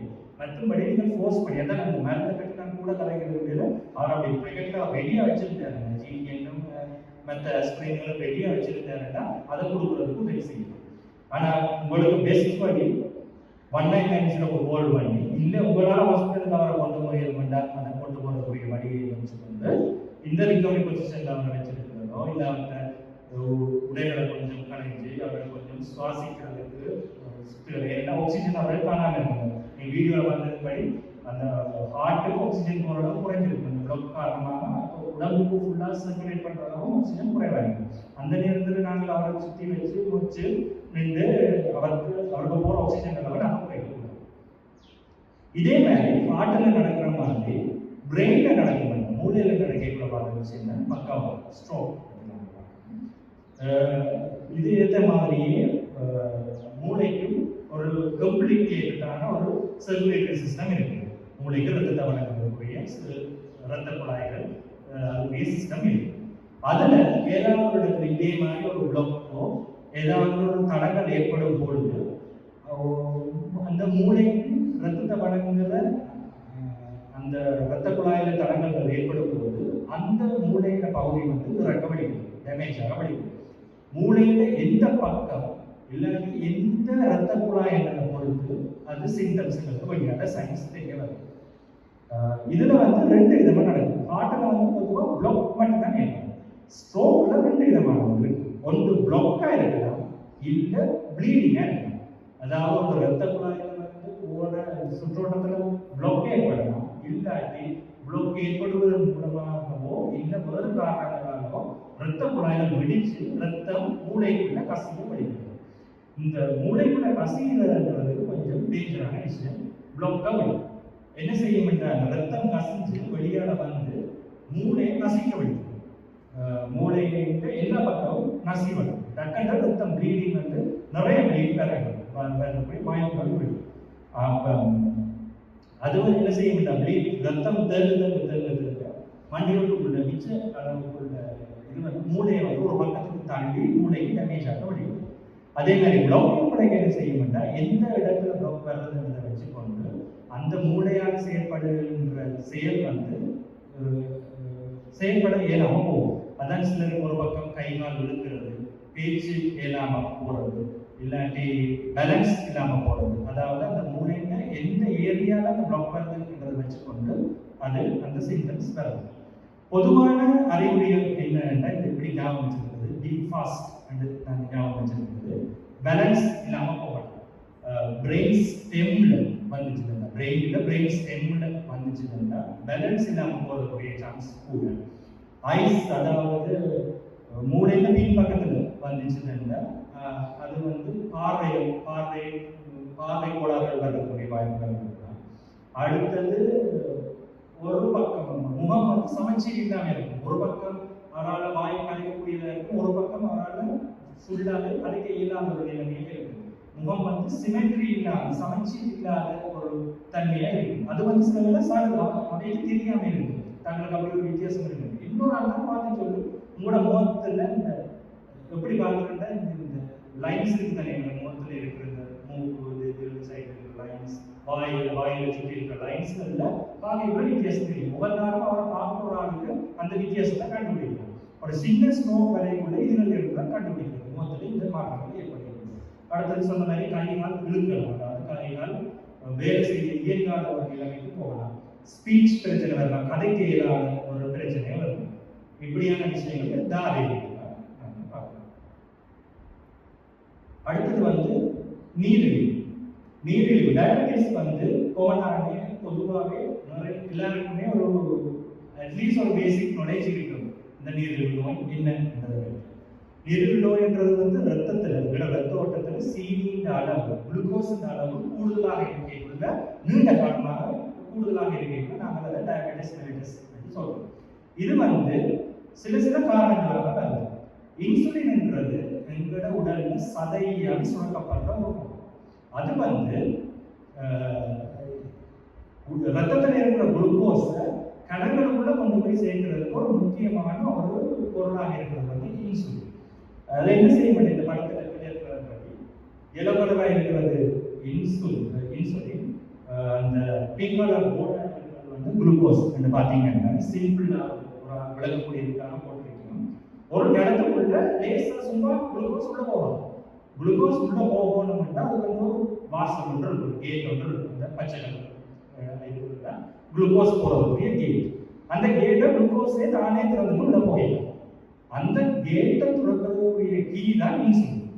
இன்சுலின் போய் அந்த கலத்துல இருக்கிற அந்த கீ ஹோல்டர் அதை போய் ஓபன் பண்ணினாங்க. இன்சுலின் போய் ஓபன் பண்ணினாங்க, அந்த குளுக்கோஸ் கலத்துக்குள்ள போறதுக்குரிய கேட் திறக்கும். அப்ப அதுக்கு திறந்த அப்புறம் தான் குளுக்கோஸ் உள்ள போகும். அதனால பாத்தீங்கன்னா உள்ள போகுது, கலங்களுக்கு உள்ள போறது வந்து இதுதான் நோமலா இன்சுலின் செயற்பாடு. இன்சுலின் வந்து சதையில சுரக்கப்படும். அப்ப டயபெட்டிக் எப்ப வரும்?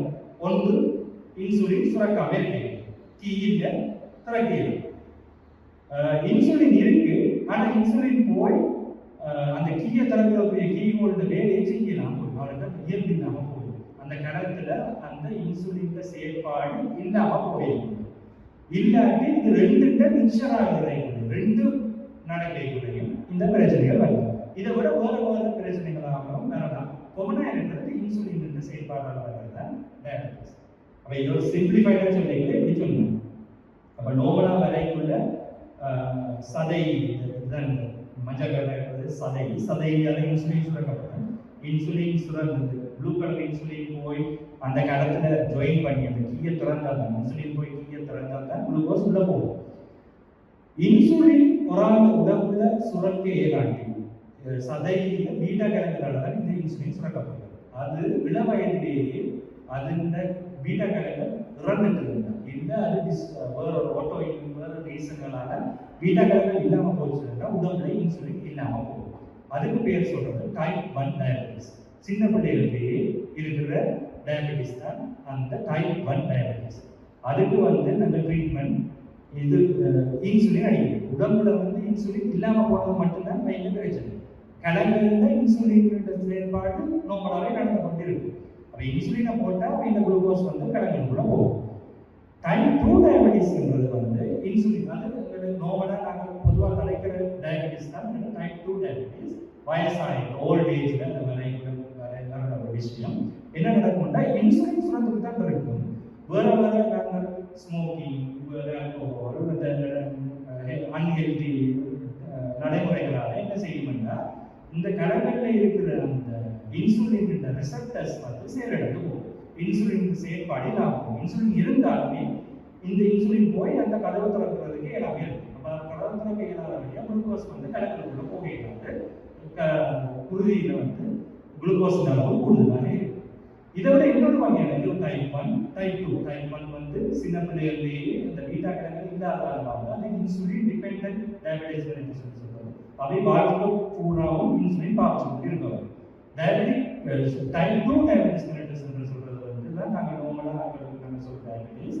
அதுக்கு வந்து நாங்கள் வேறு மெடிகேஷன்ஸ் பாதிக்கணும். சில வேளை மிக்சர் ரெண்டும் மிக்ஸ் பண்ணி தரலாம். அதுக்கு இன்சுலின்ஸ் சுரக்குறதும் குறைவாக இருக்கும். இந்த கலங்களில் அந்த ரெசிஸ்டன்ஸும் வந்துடும். இதை விட இன்னொரு வகையான ஒரு டைப் இருக்குது, கெஸ்டேஷனல் டயபெட்டிஸ் சொல்லி சொல்கிறது வந்து ப்ரெக்னென்ட் டைமில் அம்மா அம்மாவுக்கு வரும். அது ஹோமோன்கள் மாற்றங்கள் மூலமாக அப்படி வரும். அது அந்த டைமுக்கு மட்டும் வரும். பிறகு diabetes refers to a group of conditions characterized by a high level of blood glucose, commonly referred to as blood sugar. Too much sugar in the blood can cause serious, sometimes life-threatening health problems. There are two types of chronic diabetic conditions: type 1 diabetes and type 2 diabetes. Pregnant women may acquire a transient form of the disease called gestational diabetes, which usually resolves after the birth of the baby. Pre-diabetes is when the blood sugar level is at the borderline, higher than normal, but lower than in diabetics. Pre-diabetes நான் சொல்கிறது வந்து normal லெவலை விட sugar கூடவாக இருக்கும். ஆனால் அவை வந்து மருந்து லெவலுக்கு போக தேவையில்லை. அவைகளை நாங்கள் ப்ரீ-டயபெட்டிஸ் சொல்கிறோம். சாப்பாடு மூலமாக வைக்கணும். Pre-diabetes may or may not progress to diabetes. During food digestion, carbohydrates, or carbs, break down into glucose, which is carried by the bloodstream to various organs of the body. Insulin is the hormone produced by beta cells of the pancreas and is necessary for glucose intake by target cells. In healthy people, beta cells of the pancreas produce insulin. Insulin binds to its receptors on target cells and induces glucose intake.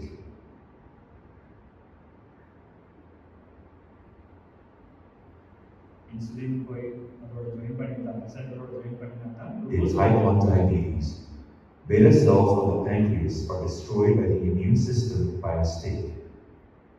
The reason why this happens is unclear, but genetic factors are believed to play a major role. Insulin production is reduced. Less insulin binds to its receptor on target cells. Less glucose is taken into the cells. More glucose stays in the blood. Type 1 is characterized by early onset. Symptoms commonly start suddenly and before the age of 20. Type 1 diabetes is normally managed with insulin injection. Type 1 diabetics are therefore insulin dependent. In type 2 diabetes, the pancreas produces enough insulin, but something goes wrong either with receptor binding or insulin signaling inside the target cells. The cells are not responsive to insulin and therefore cannot import glucose. Glucose stays in the blood. In other words, type 2 diabetics are insulin resistant. Here again, genetic factors predispose susceptibility to the disease, but it is believed that lifestyle plays a very important role in type 2.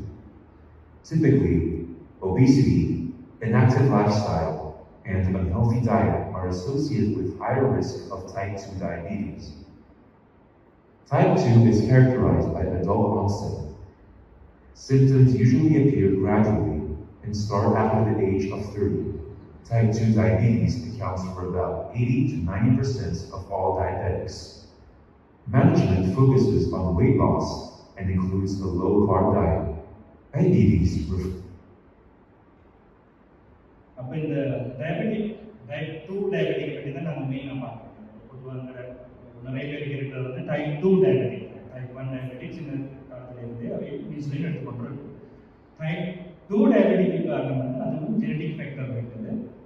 ஒபேஸாக இருக்குது, அதாவது உடல் பருமன் அதிகமாக இருக்கிறது, exercise செய்யாமல் physical இன்ஆக்டிவாக இருக்கிறது, blood pressure அதிகமாக இருக்கிறது, கொலஸ்ட்ரால் அதிகமாக இருக்கிறது. ஏற்கனவே ஒரு நாளைக்கு ஜிடியும் வந்திருந்தா, அதாவது ப்ரெக்னென்ட் டைமில் டயபெட்டிக் வந்திருந்தால் அவைக்கு வருங்காலத்தில் ஃபியூச்சரில் டயபெட்டிக் வரக்கூடிய சான்ஸ் வாய்ப்புகள் அதிகம். அதே நேரம் 40 வயதுக்கு மேலே இருக்கிறது. அடுத்தது இம்பேர் குளுக்கோஸ் டாலரன்ஸ், அதாவது குளுக்கோஸ் வந்து அளத்துறிஞ்சல் ஏற்படுற சிக்கல்கள் காரணமாக வரும். என்னென்ன அறிகுறிகள்? இது பொதுவாக அவருக்கு தெரிஞ்ச விஷயம் வந்து டக்குன்னு திடீர்னு இருந்தால் போல வெயிட் குறையும், எடை குறையும். அடுத்தது கைகள் கால்கள்ல வந்து விரைப்பு தன்மை, உணர்வற்ற தன்மையா இருக்கும். அடுத்தது வந்து அதிக தாகம், தண்ணி அதிகமா குடிக்கணும், அதே மாதிரி யூரின் அதிகமா போகும்.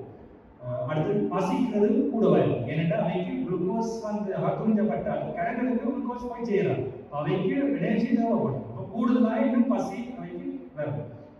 அதே மாதிரி பார்வையில் ஏதாவது பிரச்சனையாக வருது. மற்றது சோர்வு அதே மெக்கானிசம் தான். இந்த எனர்ஜி காரணம் இருக்கிறதுனால அவைக்கு சோர்வாக. அவை இந்த பிளட் டெஸ்ட் வந்து அளவு அப்படி இருக்கும். நோபலாக ஃபாஸ்டிங் பிளட் சுகர் செய்தால் 126க்குள்ள இருக்கும் பிளட் டெஸ்ட் செய்யுது. அது வந்து பொதுவாக 8 தொடக்கம் 10 மணித்தியாலங்கள் ஃபாஸ்டிங் இருந்து செய்யணும். அப்படி இல்லை மேக்ஸிமம் 12 மணித்தியாலம் வரைக்கும் நீங்கள் ஃபாஸ்டிங் எடுக்கணும். அதுக்கு கூடுதலாக ஃபாஸ்டிங் எடுக்கிறது கூடாது. மேக்ஸிமம் 12 மணித்தியாலத்துக்குள்ள நீங்கள் செய்யணும். ஃபாஸ்டிங் செய்யுங்க நீங்கள் வச்சுக்கணும். அதே மாதிரி ரெண்டம் பிளட் சுகர் என்றது வந்து சும்மா ஒன்றும் ஃபாஸ்டிங் ஒன்றும் இல்லாமல் சும்மா பிளட் சுகரை செக் பண்ணி பார்க்கணும். அது நோமலாக 200 விட குறையும், 250 விட குறையும். அதை விட இப்போ பொதுவாக நாங்கள் பாவிக்கிறது வந்து HbA1c என்ற ஒரு டெஸ்ட் வந்து அது ஹீமோகுளோபின் அளவை பார்க்கணும். ஹீமோகுளோபின் இருக்கிற சுகர் அளவை பார்க்கணும். அது வந்து 6+5 விட குறைய இருக்கும். இதுக்கு வந்து நீங்கள் ஃபாஸ்டிங் இருக்க தேவையில்லை. அடுத்தது வந்து இப்போ சிலருக்கு வந்து பிளட் சுகர் கூடி குறைஞ்சு கொண்டு இருக்கும். ஒரு நாள் சரியான கூடுதலாகவும் இன்னொரு செக் பண்ணி குறையலாகவும் இருக்கும். ஆனால் இந்த HbA1c செய்யணும் கொஞ்சம் எக்ஸ்பென்சிவான டெஸ்ட். ஆனால் நீங்கள் செய்தீங்கன்னா கடந்த 3 மாதம் உங்களோட சுகரோட கண்ட்ரோல் லெவல் எப்படி இருக்கு என்றதை வச்சு இந்த ரிசல்ட்ஸை வச்சு வந்து நீங்கள் சொல்லலாம் உங்களோட சுகர் லெவல் எப்படி இருக்கு HbA1c என்று சொல்றது டெஸ்ட். இப்போ இது நாங்கள் இருக்கோம் போனால் இதுதான் நாங்கள் இப்போ பாதிக்கிறது இந்த சுகர். அது வந்து 6+5 விட குறைவாக இருக்கும். ஏற்கனவே டயபெட்டிக் இருக்கிற ஒரு ஆள் வந்து 7+5 விட குறைவாக இருக்கிறது பார்த்துக்கணும். இப்போ டயபெட்டிக்கான சிறிய மைக்ரோவெசல்ஸும் பாதிக்கப்படும், மைக்ரோவெசல்ஸும் பாதிக்கப்படும். இதனால நிறைய பிரச்சனைகள் இருக்குது. கண் வந்து பார்வைகள் இழக்கப்படும். மற்றது கிட்னி டேமேஜ் ஆகும். நீண்ட காலமாக இருக்கிற கிட்னி டேமேஜ் ஆகும். நியூரோபதி என்று சொல்றது கையில் காலில் விரைவு ஏற்படுறது, கையில் உணர்வு தன்மை, காலில் உணர்வு தன்மை பாதிப்பு. அடுத்தது செரிப்ரோவாஸ்குலர் டிசீஸ், ஸ்ட்ரோக் வரக்கூடிய வாய்ப்பு அதிகம். ஹார்ட் அட்டாக், கார்டியோவாஸ்குலர் டிசீஸ் வரக்கூடிய வாய்ப்புகள் அதிகம். அதே மாதிரி பெரிய வாஸ்குலர் டிசீசஸ் வரக்கூடிய காரணங்கள் அதிகம். ஹார்ட் அட்டாக் பிரெயின்ல வர்ற மாதிரி கால் நாடி நாளங்களையும் கூட அப்படியான வருத்தங்கள் படிவுகள் ஏற்படலாம். அதால இது அதிகம். உலகில் நாங்கள் எடுத்து பார்த்தோம்னா 11 பேர்ல ஒரு ஆளுக்கு வந்து டயபெட்டிக் இருக்கு. உலகத்தில் நாங்கள் எடுத்து பார்க்கிறோம். இலங்கையில் நாங்கள் எடுத்து பார்த்தா 14 பேர்ல ஒரு ஆளுக்கு டயபெட்டிக் இருக்கு. 2018ஆம் ஆண்டு இதன்படி சர்வேயின் படி 14 ஒரு ஆளுக்கு இருக்கு. இதுல திரும்பி நாங்கள் பார்க்கிறோம் ஃபீமேல்ஸுக்கு, பெண்களுக்கு இந்த ஸ்கூல், பெண்களுக்கு டயபெட்டிக் வரக்கூடிய ஸ்கூல். அடுத்ததான் மெட்ஃபோர்மின் பற்றி கொஞ்சம் கதைக்கலாம். மெட்ஃபோர்மின் வந்து ஒரு இதுதான் நம்மளோட ஃபர்ஸ்ட் லைன் ஆஃப் ட்ரக். இதான் நாங்கள் பழமையாக ஒரு டயபெட்டிக் ஒரு ஆளுக்கு நாங்கள் ஃபர்ஸ்ட்டாக ஸ்டார்ட் பண்ணுறோம் மெட்ஃபோர்மின். இது வந்து இன்டெஸ்டைன் உடல்ல வந்து சுகர் குளுக்கோஸ் அகத்துறிஞ்சலை குறைக்கும். அதே நேரம் அந்த ரெசிஸ்டன்ஸ் இருக்கிற கிழங்குல இந்த இன்சுலின் போய் துறக்க விடாமல் இருக்கிற அந்த தன்மையை அது குறைச்சு திறந்து குளுக்கோஸை உள்ள போகக்கூடிய வழியை கூட்டும். அதே மாதிரி நிறைய காம்ப்ளெக்ஸான விஷயங்கள் இருக்கு. அதோட இந்த பசிக்கிற தன்மையையும் குறைக்கும் மெட்ஃபோர்மின். இந்த மெட்ஃபோர்மின் எங்கே இருந்து உருவாக்கப்பட்டது விளையாடுக்காக எங்கே இருந்து வந்தது இந்த மெட்ஃபோர்மின்? எப்படி உருவாக்கப்பட்டது? இந்த வரலாறு என்ன? எல்லாரும் சொல்றாங்க மெட்ஃபோர்மின் மெட்ஃபோர்மின் இங்கே இருந்து. மெட்ஃபோர்மின் வந்து இந்த தாவரத்தில் இருந்தாங்க. இது வந்து பிரெஞ்சு லீடர் கோட்ஸ் ரூட் கால்டேகா ஒஃபிசினியானிஸ் என்ற ஒரு தாவரம் தான். இது வந்து யூரோப்பில் வந்து பொதுவாக பாவிக்கப்பட்ட ஒரு தாவரம். அதாவது கூட யூரின் போனால் கூட தாகமாக இருந்தால் அவங்க இதை பாவிச்சிருக்காங்க. என்னத்துக்கு தெரியல, பட் ஆனால் இந்த தாவரத்தை பாவிச்சிருக்காங்க. அதுல வந்து பைக்வேட் மெட்ஃபார்மின் வந்து பைக்வேட் நைட்ஸ் குரூப் ட்ரக்ஸ் வரைக்கும் பைக்வேட் நைட்ஸ் குரூப் கூட வருது. இந்த இதுல வந்து ஒரு குயிடனைட் கம்பவுண்ட் இருக்கு. பாத்தீங்கன்னா இதுல போட்டு கேலகைன்ன்றது மெட்ஃபார்மின் வந்து கிட்டத்தட்ட இதுல இருந்து தான் மெட்ஃபார்மினை உருவாக்கி மெட்ஃபார்மின் மற்றபடி ஒரு லேப்ல இருந்து உருவாக்கி கண்டுபிடிச்சு எடுத்து கொண்டு வந்த ஒரு விஷயம். இதே டாபிக்கோட வச்சுக்கொண்டு நான் உங்கள்கிட்ட அடுத்ததாக கேட்கிறேன். டயபெட்டிக்கு மருந்து நல்லமா கை மருந்து நல்லமா? என்ன நினைக்கிறீங்க?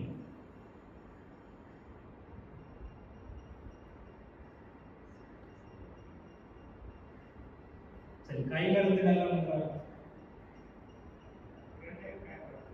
ரெண்டையும் பயன்படுத்தும்.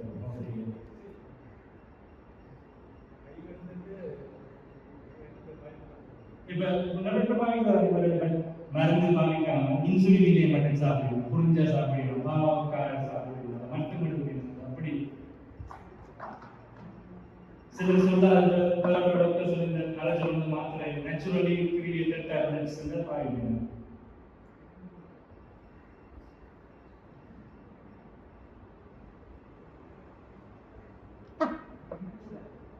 ரெண்டும் கூட ஓகே.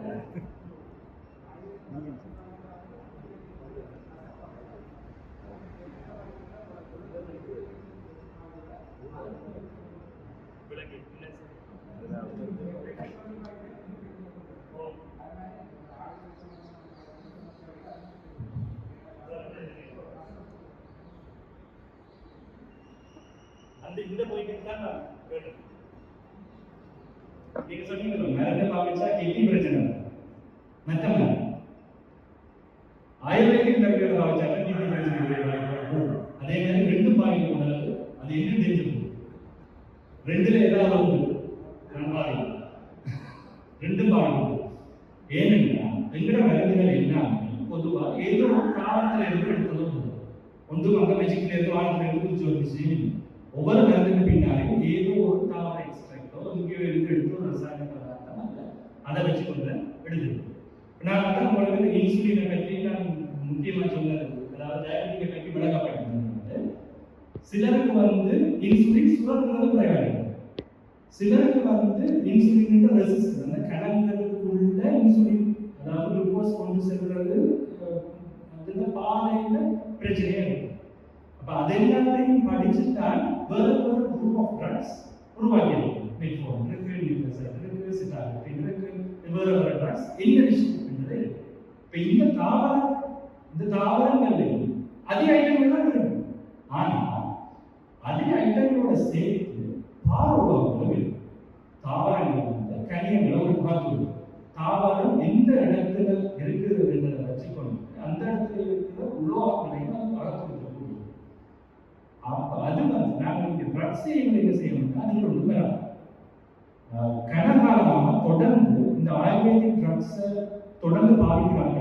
கிட்னி ஃபெயிலியர் வந்து ஒரு ப்ரூவ் பண்ணுறது ட்ரக்ஸை பாவிக்கிறதால கிட்னி ஃபெயிலியர் வாங்கினது ஒரு மித்தையாக ஒரு கல்வி ப்ரூவ் பண்ணப்படுது. அது ஆக்கள் அப்படி ஒரு கலைக்கணும். இந்த பொதுவாக கலைக்கிற ஒரு விஷயமே தவிர ஒன்றும் இல்லை. அதே மாதிரி நல்ல பக்கத்தில் நான் சொல்லுவாங்க. இப்போ ஒரு ஆள் சொல்கிறேன் தான் உதாரணம் இந்த இன்சுலின் நிலையை பாதிக்கிறதால தனக்கு வைப்பாங்க. இந்த மாதிரி எனக்கு 120 கூட தாண்டுது உண்மையாக அவரெல்லாம் கிடையாது. இன்சுலின் நிலையில தொழில் வந்து இன்சுலினை எனக்கு தெரியும் சும்மா இன்சுலினை சுரக்கிறதுக்காக. ஆனா அதே பார்த்து என்னோட பிஎன்ல நபர் வந்து அதே இன்சுலின் நிலையை பாதிக்கிறதால அவர்கள் அவருக்கு இன்சுலின் தரமாக இருக்கு. ஆனா அவருக்கு கடன்கள் அந்த இன்சுலின் திறக்கிற கீ அந்த மெக்கானிசத்துல கிடையாது. ஒரு ஆளுக்கு ஆயுர்வேதிக் வேலை செய்யறதுக்காக என்னோட ஆளுக்கும் அதே மாதிரி வேலை செய்ய வேண்டியது. ஏன்னா மெக்கானிசம் அவருக்கு என்னன்னு தெரியாது. அதை பற்றின ஆழமான ரிசர்ச் எதுவுமே நடக்குது. இந்தியாவில் சொல்வது நடக்குது, இலங்கையில் அந்த அளவு டீப்பா அதை பற்றி அறிவிக்கக்கூடிய வழியும் இல்லை.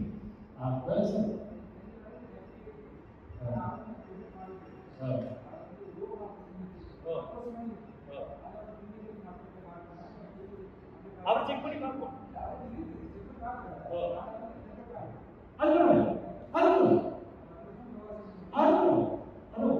அப்ப என்ன சுகர் மட்டும் பார்க்கக்கூடாது, நிச்சயம் எல்லாம் பார்ப்போம். செக் பண்ணிக்கிற cholesterol, sugar, pressure, heart, kidney இவ்வளோத்தையும் பார்க்கணும். இந்த அவர் யோகா செய்யக்குள்ள இந்த மருந்துகள் எடுக்கிறாருன்னா கிட்னி பக்கமும் பார்க்கணும். அதையும் பார்த்துட்டாருன்னா அது பிரச்சனை. இதுக்கு ஒரு நாள் முடிவு நான் சொல்லலாம். இப்போ ட்ரக்ஸ் வந்து இதுதான் பிரச்சனை, இதுக்காகவே செய்யப்பட்ட குரூப்ஸ் இருக்கு. அப்போ நாங்கள் ஒரு ட்ரக் வேலை செய்யாட்டி அதை செக் பண்ணி பார்த்தோம். ஓகே, இவருக்கு அப்போ இன்சுலின் சுரக்கிறதுல பிரச்சனை இல்லை, இவருக்கு செல்ஸ் ரெசிஸ்டன்ஸால தான் இவருக்கு டயபெட்டிக் இருக்குன்றதுக்காக அடுத்த ட்ரக்கு மாற்றணும். ஆனால் இந்த ஆயுர்வேதிக் ட்ரக்ஸ், அதாவது கைமருந்துகள் வந்து உங்களுக்கு தெரியாத மெக்கானிசம் அப்படி அதுல இருக்கிறாங்க. இப்ப கிட்டத்தட்ட கண்டுபிடிச்சு வந்து கராபட்டை வந்து இன்சுலின் மிமிக்கிறது, அதாவது இன்சுலின் செய்கிற அதே தொழிற்பாட்டை கராபட்டை செய்யும். ஆனா அதுக்காக கராபட்டையை அவிச்சு எடுத்து என்ன சொல்றது எடுக்கிறதால கொஞ்சம் தான் இன்சுலின் வரும். அதோட இன்சுலின் அடிச்சு போயிடும். இன்சுலின் வந்து பியூரா இருக்கு. எடுக்கிற இன்சுலின் எடுத்து அடிக்கணும் அந்த இன்கன்வீனியன்ஸ் வந்து இருக்குது. அதே மருந்து எவ்வளவுதான் நாங்கள் நல்ல சொன்னாங்க. இப்போ எங்களுக்குமே சொல்ல தெரியாது, கம்பெனி சொல்லுது இந்த மருந்து நல்ல இந்த விளைவுகள் உள்ள கிளினிக் ஒவ்வொன்றையும் எங்களுக்கு தெரியாது. அந்த பக்கம் பிரச்சனை இருக்கும். ஆனால் அந்த கிட்னி பிரச்சனை வர்றதுன்றது ஒரு மீட், அது வந்து உறுதி செய்யப்பட்டது. ஆனால் அதுக்கு திருப்பி வேலை பண்ணுறது இதை பற்றி இன்னும் டிஸ்கஸ் பண்ணணும்.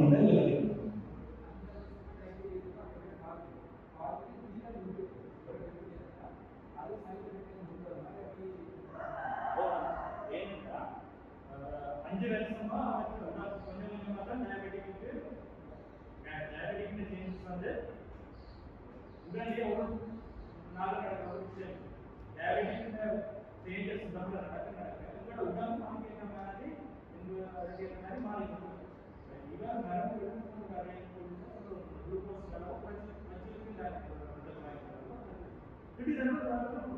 அடுத்த நாள் குளுக்கோஸ் கூட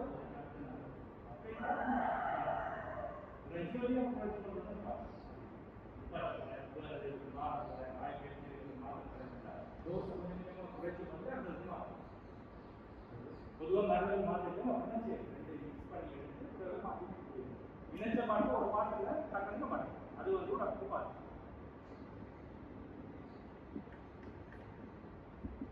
அப்ப இதுல இருக்கு வந்து நாங்கள் அடுத்ததான் இனி நாங்கள் ஆரோக்கியமாக எங்களுக்கு ஆரோக்கியமான வாழ்க்கை நடைமுறைகளை பற்றி நாங்கள் கொஞ்சம் கொஞ்சமாக பார்ப்போம்.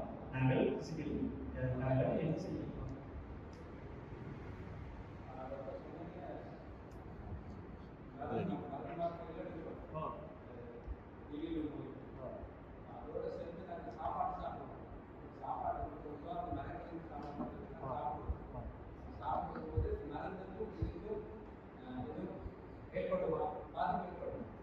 நீங்க சொல்றீங்க மருந்து எடுக்கைக்குள்ள நாங்க சாப்பிடுற விஷயத்தை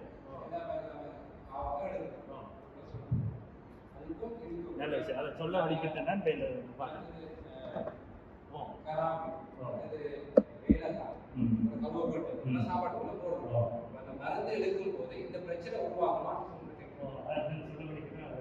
ரெண்டுமே சேர்ந்து எடுக்க போகும்.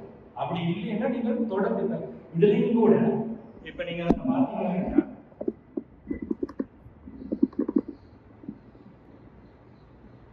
நாங்கள் சாப்பாட்டுக்கு எடுக்கிற ஒரு இலைகளோ ஒரு ஸ்பைசஸோ நாங்கள் கராம்போ அப்படியான விஷயங்கள் வந்து எனக்கு தெரியும். இந்த பாதிப்பு மறக்கூடாது ரெண்டுமே பயப்படாம எடுக்கணும். என்னோட வந்து சொல்றது அந்த மரத்தின் இலை எடுத்து சாப்பிடுறது சூப்பர் அப்படி அந்த விஷயத்துக்கு போகணும். அந்த அந்த இதுக்கு போகணும். நீங்கள் பழமையா உங்களோட உணவோட ஆகாரத்துக்கு எடுக்கிற ஒரு விஷயத்தை நீங்கள் எடுக்கிறீங்கன்னா அது நல்ல விஷயம். அடுத்தது இதோட சேர்த்து நம்ம மருந்தும் எடுக்கலாம். ரெண்டாவது இப்ப சொல்லுவோம் இந்த மெட்ஃபோர்மின் மாதிரி இருக்கிற அந்த சேம் மருந்து இந்த தாவர இலைகள்ல இருக்கு. அப்ப நாங்கள் ஒரு டேப்லெட் போடுறதுக்கு பதிலாக நாங்கள் என்ன செய்கிறோம்னா 2 டேப்லெட் போடுற ரேஞ்சுக்கு வந்து நிற்கிறோம். கடைசியில் நாங்கள் மருந்தையும் எடுக்கிறோம், அந்த இலையையும் சாப்பிடுறோம், சம்பள் போட்டு சாப்பிடுறோம். அப்ப அப்படி இந்த வரைக்குள்ள உங்களுக்கு டபுள் டோஸ் எடுத்த ரேஞ்சுக்கு போகும். அப்ப நீங்கள் என்ன செய்யணும்னா நீங்கள் தொடர்ந்து ஒரு விஷயத்தை உங்களால் செய்ய இயலும்னா அதோடு எடுத்துக்கொண்டு மருந்தையும் எடுத்து உங்களோட லெவல் கண்ட்ரோல் சுகரை செக் பண்ணணும். டக்குனு சுகர் குறையுதுன்னா நீங்கள் எடுக்கிற விஷயத்தை 2ல 1 குறைக்கணும். ஒன்று மருந்து டோஸை குறைக்கணும், இல்லாட்டி நீங்கள் எடுக்கிற அந்த கீரையோ அந்த கையில் இருந்த அளவு குறைக்கும். நீங்கள் தொடர்ந்து எடுத்துக்கொண்டு வரீங்கன்னா உங்களோட லெவல் கண்ட்ரோலாக இருக்குன்னா நீங்கள் அதை தொடர்ந்து மெயின்டைன் பண்ணணும். நீங்கள் குறைச்சா கூட அந்த கீரையை விடக்கூடாது. அந்த பக்கமும் இருக்கு. நீங்கள் அந்த எடுக்கிற கையில இருந்தையும் மருந்தையும் நீங்கள் வாழ்க்கை ஃபுல்லாக தொடர்ந்து எடுக்கிறதுக்கு ஏற்ற மாதிரி உங்களை பழக்கப்படுத்திக் கொள்ளணும். அதெல்லாம் பார்க்கலாம். அதை விட்டுட்டு அந்த மருந்து எடுத்துக்கொண்டு அந்த அவர் சொல்லுவோம், அவர் அந்த கஷாயத்தை அடிச்சு குடிச்சாராம், இதை போட்டு செய்யட்டாம் குடிக்கணும். மருந்தையும் எடுத்துக்கொண்டு அந்த கஷாயத்தை குடிக்கிறது டேஞ்சர். அப்படி நான் ஒரு பேஷண்ட் பேர் சொல்லாம சொல்றேன். ஒரு பேஷண்ட் டயபெட்டிக் பேஷண்ட், அவருக்கு கனவரசமா டயபெட்டிக் இருந்தது, சிங்கிள் பேஷண்ட் தான். அப்ப இந்த இன்சுலின் நிலையை பற்றி ஒரு ஆள் சொல்லியிருக்கு. மச்சான் இது இன்சுலின் நிலையை சாப்பிட்டீங்கன்னா உங்களுக்கு டயபெட்டிக் இல்லாமல் அந்த மெடிசன் செஞ்சிருக்கு. சோறு சாப்பிட்றாங்க, இன்சுலின் நிலையை சாப்பிட்றாங்க. அப்படி சம்பவம் ஹாஸ்பிட்டலில் நாங்கள் அவருக்கு வச்சு சுகர் ஏற்ற வேண்டிய வந்துச்சு. 5 நாள் நாங்கள் சுகர் ஏற்றினாங்க. ஏன்னா இந்த இன்சுலின் நிலையை எஃபெக்ட் வந்து 5 நாள் இருக்கு. அந்த பக்கம் இருக்கு. அப்ப ரெண்டையும் பேலன்ஸ் பண்ணி பார்க்கணும். நீங்கள் வளமே எடுக்கிற அளவோட சேர்த்து இதை வெற்றி பண்ணி எழுதுனா அதையும் செய்யறதுல பிரச்சனை. ரெண்டையும் செய்யலாம். அவங்களோட உடம்புக்கு அது வேலை செய்யறாங்க. இப்போ சில வேலை அந்த மருந்து அந்த ஒரு கீழே வந்து உங்களுக்கு இன்சுலின் சுரப்பு தாராளமாக இருக்கு. அதுக்காக அதை திருப்பி எடுக்கிறதால அந்த இதை வந்து இன்சுலின் சுரப்பை தான் கூட்ட போவதில்லை. எடுத்துக்கொண்டு ஒரு வீடியோ சொன்னீங்க. நீங்களும் அதை தனியாக எடுத்து பார்த்து உங்களுக்கு, அதாவது நீங்களும் உங்களோட எக்ஸ்பெரிமெண்ட் செய்து நீங்கள் தான் கண்டுபிடிக்கணும். ஒவ்வொருத்தருக்கும் இருக்கு டயபெட்டிக், ஒவ்வொருத்தருக்கும் வித்தியாசம். ஒவ்வொருத்தருக்கு இருக்கிற மெக்கானிசம் வித்தியாசம். சிலருக்கு இன்சுலின் குறைய இருக்கும், சிலருக்கு கிழங்குகளுக்கு ரெசிஸ்டன்ஸ் தான் குறையும். எதெல்லாம் கண்டுபிடிச்சு உங்களுக்கு ஒரு சிஸ்டம் தான் சொன்ன மாதிரி ஒரு ஆள் தொடர்ந்து யோகாவே செய்துட்டு இருக்கிற சுகர் லெவல் கண்ட்ரோலாக இருக்கிறது அவரை கண்டுபிடிச்சிட்டாங்க. அதனால தொடர்ந்து மெயின்டைன் பண்ணுறது இந்த பிரச்சனை.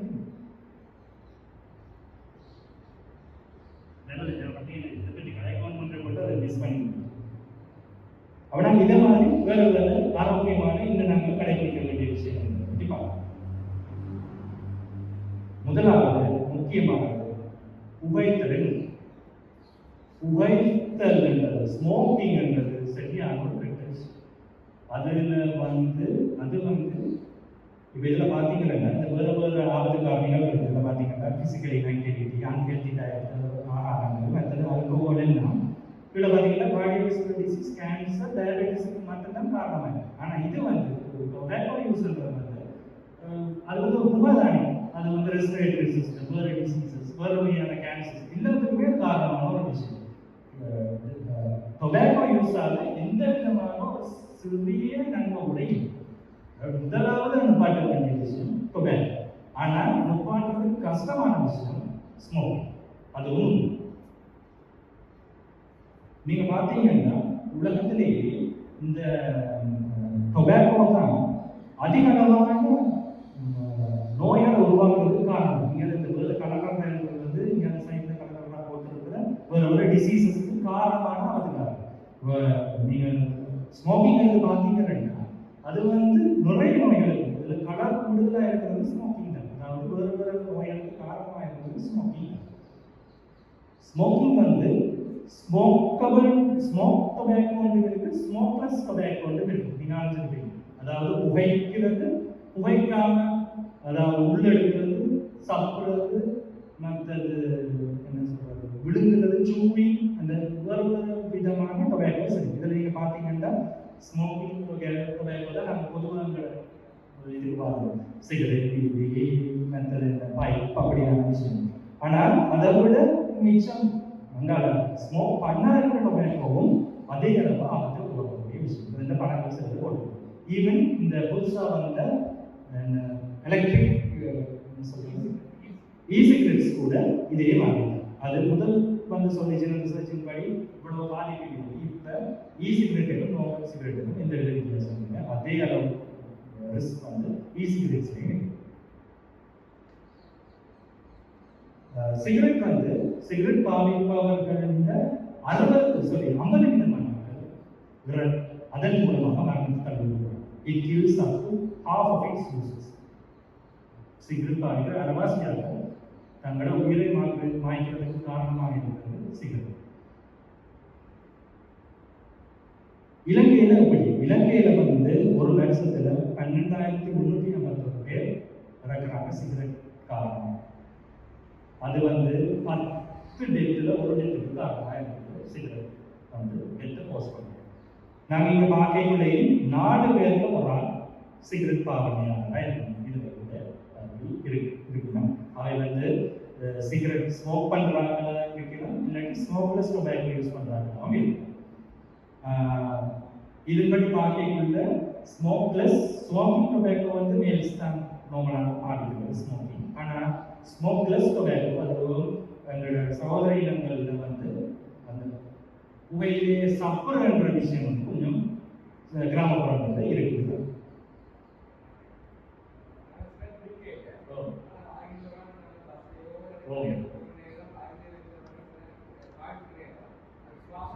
எஸ், நான் அதை பற்றி சொல்றேன்.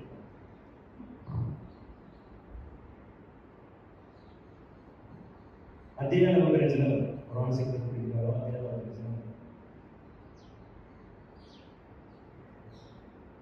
அடுத்த இன்னொரு விஷயம், 13 வயதுக்குரிய இருக்கிற பிள்ளைகளுக்குள்ள 11 பிள்ளைகளுக்கு ஒரு பிள்ளை சிகரெட் பாருங்க. இந்த இடத்துல நீங்கள் ஞாபகம் வச்சுக்கணும். 11 சிறுவர்கள் ஒரு சிறுவர் சிகரெட் ஸ்மோக் பண்றாரு. இது ஸ்மோக்லெஸ் டொபேக்கோ யூஸ் பண்றாரு. இலங்கையில் ஒரு மிகவும் பிரச்சனைக்குரிய ஒரு விஷயம் இது. அதுவும் பாய்ஸ்ல தான் அதில் இருக்கு, கேர்ள்ஸ் இல்லை, பாய்ஸ்ல இருக்கு. நாங்கள் ஒரு சிகரெட் எடுத்து பார்த்தோம். சிகரெட்ல இவ்வளவு விதமான கெமிக்கல்ஸ் இருக்கு. 7000க்கும் மேலான கெமிக்கல் சிகரெட் ஸ்மோக் பண்ணிக்க அதால வருது. அது அவ்வளோ உடம்புக்குள்ள நுரையீரலுக்குள்ள போகுது. சும்மா எடுத்து பாருங்க, அதுல என்ன இருக்கு. கல்மியம் என்ற பேட்டரியில் இருக்கிற விஷயம், பேட்டரி இது மற்றது என்ன, பக் ஸ்ப்ரே, மோட்டின் இருக்குது, மற்றது என்ன டாய்லெட் கிளீனர், தார் இருக்கு, மற்றது என்ன பாய்சன் இருக்கு, நிறைய பாய்சன் இருக்கு, மற்றது என்ன ஃபியூல் மெத்தனால் இருக்கு, அடுத்தது சிகரெட் லைட்டர் ஃபியூல், மற்றது இந்த காஃபியூம்ஸ் இருக்கு, அதாவது கார்பன் மோனாக்சைடு. இப்படியான என்ன சொல்றது, இப்படி பார்த்துக்கணும்னா இருக்கு ரீசார்ஜபிள் பேட்டரிஸ்ல இருக்கிற பாய்சன்ஸ் இருக்கு. இதுல அடிக்கடி இப்படி 7000 விதமான ஐட்டங்கள் இருக்கு. இது ஏன் இது குடிக்கணும், ஏன் இது குடிக்கணும், இவ்வளவு உடம்புக்குள்ள போகுது. உடம்புக்குள்ள மட்டும் இல்லை, சுத்தி இருக்கிறாங்க போகுது. இப்படியான இது நீங்க கேட்டு ஃபர்ஸ்ட் ஹேண்ட் ஸ்மோக்கிங்ன்றது நார்மல் ஸ்மோக் பண்ணி எங்களுக்கு பாதிப்பு ஏற்படுதுன்னா நாங்கள் first hand smoking. Second hand ஸ்மோக்கிங்ன்றது ஒரு ஆள் ஸ்மோக் பண்ணிட்டு அவருக்கு பக்கத்தில் நின்று அந்த புகையை உள்வாங்கிறது மூலமாக செகண்ட் ஹேண்ட் ஸ்மோக்கிங். அதே மாதிரி இன்னொரு ஆபத்தான விஷயம் தேர்ட் ஹேண்ட் ஸ்மோக்கிங் ஒன்று இருக்கு.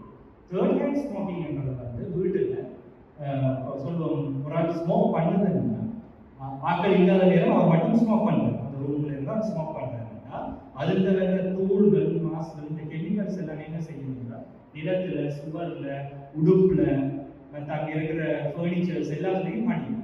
அதை வந்து கொஞ்ச நேரம் படித்த பிறகு நாங்கள் போய் தட்டைக்குள்ளேயோ தொடைக்குள்ளேயோ அதை என்ன செய்ய வேண்டாம், எங்களுக்கு சுபாவம் திருப்பி பறந்து எங்களுக்குள்ள வரும். அதுக்கு சொல்றது வந்து third hand smoking.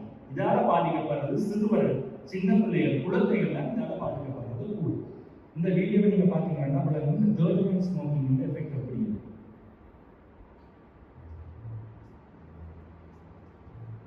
Some people smoke only when their child is not home or in the car with them. But that's not enough to protect your child's lungs. Because smoke stays. Even after the smoke has disappeared, it really hasn't. The chemicals and poisons in smoke settle on clothes, furniture, toys, carpets, and even skin. It's called third-hand smoke. Kids absorb these poisons through their skin and inhale them again and again whenever they breathe. To protect your child, don't allow smoking in your house or your car, even when your child isn't around, even if the windows are open. Of course, not smoking at all is best for everyone.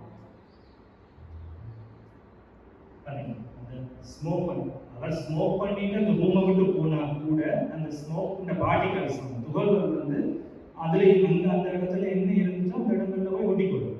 திருப்பி அதை வந்து நம்ம எடுக்க திருப்பி அட்மாஸ்பியருக்கு திருப்பி அது பரவும். அது மட்டும் இல்லை, ரிசர்ச்சின் படி சொல்லியிருக்கீங்கன்னா இப்போ நாங்கள் நடந்து போயிருக்கீங்கன்னா நாங்கள் தொடைக்குள்ளே ஸ்மோக்கை தொடைக்குள்ளே எங்களோட ஸ்கின்னுக்குள்ளால அப்சார்ப் பண்ற சான்ஸும் கூட என்று சொல்லியிருக்கேன். தேர்ட் ஹேண்ட் ஸ்மோக்கிங்ன்றது சரியான டேஞ்சரஸான ஒன்று. First hand second hand smoking மாதிரி தேர்ட் ஹேண்ட் ஸ்மோக்கிங்கும் ஒரு டேஞ்சரான ஒன்று. ஸோ பெட்டர் ஸ்மோக்கே பண்ணாமல் இருக்கிறது தான் பெட்டர். அப்படியே உங்களுக்கு ஸ்மோக் பண்ணணும்னா வீடுகளுக்கு தயவு செய்து ஸ்மோக் பண்ணுங்க. பிள்ளைகள் இல்லத்தானே வந்துட்டு ஸ்மோக் பண்ணுறதை தவிர்த்துக்கணும். நீங்கள் வெளியாகவே ஸ்மோக் பண்ணிட்டுள்ள வரைக்கும் ஒரு சிகரெட்டுகளே அப்படிங்கிறத ஞாபகம். இதன்படி தான் 13 17 வயசு பிள்ளைகள் கேட்கைக்குள்ள 5ல் ஒரு பிள்ளைய சொல்றது தங்களோட பேரண்ட்ஸ் தங்களோட கார்டியன்ஸ் வந்து தங்களுக்கு முன்னால ஸ்மோக் பண்ணுறாங்க என்ற ஒரு விஷயத்தை சொல்லி 2ல் ஒரு ஸ்டூடெண்ட்ஸ் ஒரு ஸ்டூடெண்ட்ஸ் அப்படின்னா தாங்கள் வீட்டிலேயோ போகிற இடங்கள்லையோ வெளியிலேயோ செகண்ட் ஹேண்ட் ஸ்மோக்கிங் பஸ்ஸில் போய்கூடியோ வேறு எங்கேயோ போய்கூடியோ 13 தடவை 17 வயசுக்கு உட்பட்ட ஆட்கள்ல 2 பேரில் ஒரு ஆள் கட்டாயம் இந்த செகண்ட் ஹேண்ட் ஸ்மோக்கிங்க்கு எக்ஸ்போஸ் ஆகும். இதன் மூலமாக வர்ற பாதிப்புகள் இந்த சமுதாயத்துக்கு எதிர்காலத்தில் வர்ற பாதிப்புகள் சரியான பாதிப்பை ஏற்படுத்தும். அதே மாதிரி ஸ்மோக்கிங் எவ்வளவு பாதிப்போ ஸ்மோக்கிங்கை நீங்கள் நிப்பாட்டினா அதன் மூலமாக வர்ற எஃபெக்ட் கனவாக எடுக்கும். உடனடியாகவே உங்களுக்கு தெரியும். ஸ்மோக்கிங்கை நீங்கள் நிப்பாட்டி மனுஷியான கணக்கில் உங்களோட சுற்றுலா வந்து நோமலாக வேலை செய்ய வைக்கிறது. உங்களோட ஹார்ட் பீட் நோமலாகும், அதே மாதிரி உங்களோட இம்யூன் சிஸ்டம் நோமலாகும். அப்படின்னு பார்க்க கூட அந்த ஈவன் அதோட எஃபெக்ட் வந்து நீங்கள் உடனே பாடலாம் ஒரு ஆள். ஆனால் என்ன பிரச்சனை, நிக்கோட்டின் வந்து வெரி அடிக்டிவ். அதை வந்து நிப்பாட்டுறது கஷ்டம். அது வந்து அந்த போதை மாதிரி தன்னை தொடர்ந்து அதை எடுக்கணும். அதுக்கு ஸ்மோக்கிங்கை நிப்பாட்டுறது மட்டும் வெற்றில பார்க்க போகணும். அதை விட இன்னும் பாருங்க. ஸோ வேறு ஏதோ வழி மாவட்டமோ ஏதாவது வேறு வழிகள் கூட நிப்பாட்டக்கூடிய வழிகள் இருக்கு. இதுக்கு அட்வைஸ் எடுக்கிறதுக்கு ஹெல்த் லைஃப் ஸ்டைல் சென்டர்ஸ் வந்து இருக்கு. நான் அதை சொல்றேன். இது வந்து ஸ்மோக்கிங். அடுத்தது வந்து உணவு ஹெல்தி டயட்டரி ப்ராக்டிசஸ் என்ன செய்யணும். உடல் பருமன் அதிகமாக இருக்கிறது, ஒபேசிட்டி அதிகமாக இருக்கிறது வந்து நிறைய non-communicable diseases, நிறைய டிசீஸுக்கு காரணமாக இருக்கு. அதன்படி பார்க்கக்குள்ள BMI என்கிறது உடல் திரிவு சுட்டன் என்றதை நாங்கள் கணக்கெடுக்கிறது. உடல் திரிவு சுட்டன் மூலமாக தான் நாங்கள் ஒரு ஆள் பேஸா ஓவர் வெயிட்டா நார்மல் வெயிட்டா இல்லை அந்த வெயிட்டா அந்த கணக்கு பார்க்கறது வந்து BMI பாடி மாஸ் இண்டெக்ஸ் உள்ளாங்க. பாடி மாஸ் இண்டெக்ஸ் எப்படி பார்க்குறாங்கன்னா வெயிட்டை மீட்டர் வர்க்கத்தால் பிரிக்கிறது. கிலோகிராம் வெயிட்டையும் மீட்டர் வர்க்கத்தில் ஹைட்டையும் பிரிக்கிறதால வர்றதுதான் BMI. நோமலாக வாழ்ந்த BMI வந்து 18.5 24.9 கூட இருக்கும்.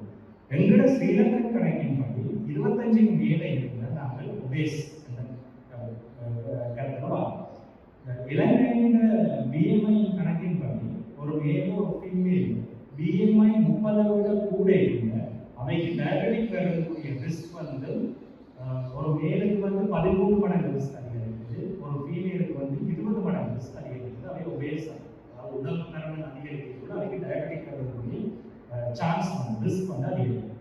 அதே மாதிரி இன்னொரு அளவீடு தான் இந்த பேசிக் சர்க்கம்ஃபரன்ஸ் பார்க்கறது. இடுப்பில் சுற்றளவு மேலுக்கு வந்து 90 சென்டிமீட்டர் விட குறைவாக இருக்கிறவங்க, ஃபீமேலுக்கு வந்து 80 சென்டிமீட்டர் விட குறைவாக இருக்கிறாங்க. இந்த வேஸ்டிண்டையும் ஹிப்பிண்டை ரேஷியோ வச்சுக்கொண்டு 2 விதமான உடல் கட்டமைப்புகளை சொல்லலாம். ஆப்பிள் ஷேப் பாடி என்று சொல்றது, அடுத்தது பியர் ஷேப் பாடி என்று சொல்றது. ஆப்பிள் ஷேப் பாடின்றது வந்து இங்கேயும் உடல் பருமன் கூட, இப்படியும் உடல் பருமன் கூட, ஃபுல் ஒரு ஆப்பிள் ரவுண்ட் மாதிரி இருக்கிறது ஆப்பிள் ஷேப் பாடி. அது வந்து பொதுவாக ஆண்களுக்கு இருக்கிற உடல் கட்டமைப்பு. பியர் ஷேப் பாடின்றது வந்து அப்டோமினல் சர்க்கம்ஃபரன்ஸ் வந்து குறைவாக இருக்கும், பட் ஹிப் சர்க்கம்ஃபரன்ஸ் கூடுதல். அது வந்து பியர் ஷேப் பாடி என்று இருக்கு. இந்த ஆப்பிள் ஷேப் பாடியாக இருக்கிறது பெண்களுக்கும் ஆப்பிள் ஷேப் பாடி இல்லை. ஆப்பிள் ஷேப் பாடி இருக்கிறது வந்து high risk for heart diseases, high blood sugar and stroke வந்து ஆப்பிள் ஷேப் பாடிக்கு வந்து கூடும். அதே மாதிரி பியர் ஷேப் பாடிக்கு வந்து high risk for inflammation and insulin resistance, diabetic வரக்கூடிய சான்ஸ் வந்து பியர் ஷேப் பாடிக்கு வந்து கூடும். இலங்கையில் வந்து 3ல் ஒரு ஆள் வந்து ஒபேஸாக இருக்கு. அது ஒபேஸ் எல்லாருமே பொதுவாக இருக்கிற ஒரு பிரச்சனை தான் ஒபேஸ். 3ல் ஒரு ஆள் வந்து ஒபேஸாக இருக்கு. உடற்கருமன் மிகை உடற்கருமனாக இருக்கு. அதுலேயும் பெண்களுக்கு தான் இதுலேயும் ரிஸ்க் கூட, பெண்கள் தான் கூட ஒபேஸாக இருக்கு. அடுத்த டயட்டில் வந்து நாங்கள் தடுக்க வேண்டிய நாங்கள் உட்கொள்ளக்கூடாத மிகவும் பிரச்சனைக்குரிய ஒரு விஷயம் தான் டிரான்ஸ்ஃபேட்டி ஆசிட்ஸ் சொல்றது வந்து இது என்ன செய்யும் என்றால் எங்களை நல்ல கொலஸ்ட்ரால் கெட்ட கொலஸ்ட்ரால் இந்த கதைக்கு நான் பார்த்துருக்கி இந்த கெட்ட கொலஸ்ட்ராலை கூட்டி நல்ல கொலஸ்ட்ரால் தான் குறையும்.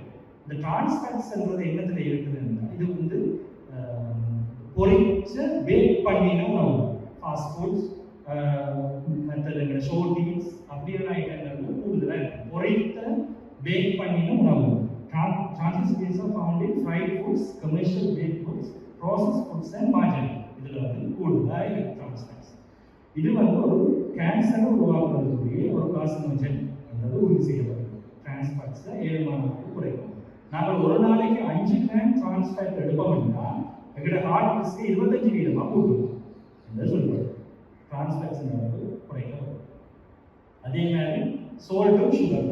சோல்ட் வந்து ஒரு நாளைக்கு 1 டீஸ்பூன் சுகரை விட கூட எடுக்கக்கூடாது. 5 கிராம் விட கூட எடுக்கக்கூடாது. ஆனால் நாங்கள் பொதுவாக ஒரு ஸ்ரீலங்கன் வந்து 10-12 கிராம் கூட எடுக்கணும். நார்மல் இன்டேக் சால்ட் இன்டேக் 10-12 கிராமாக இருக்கும்.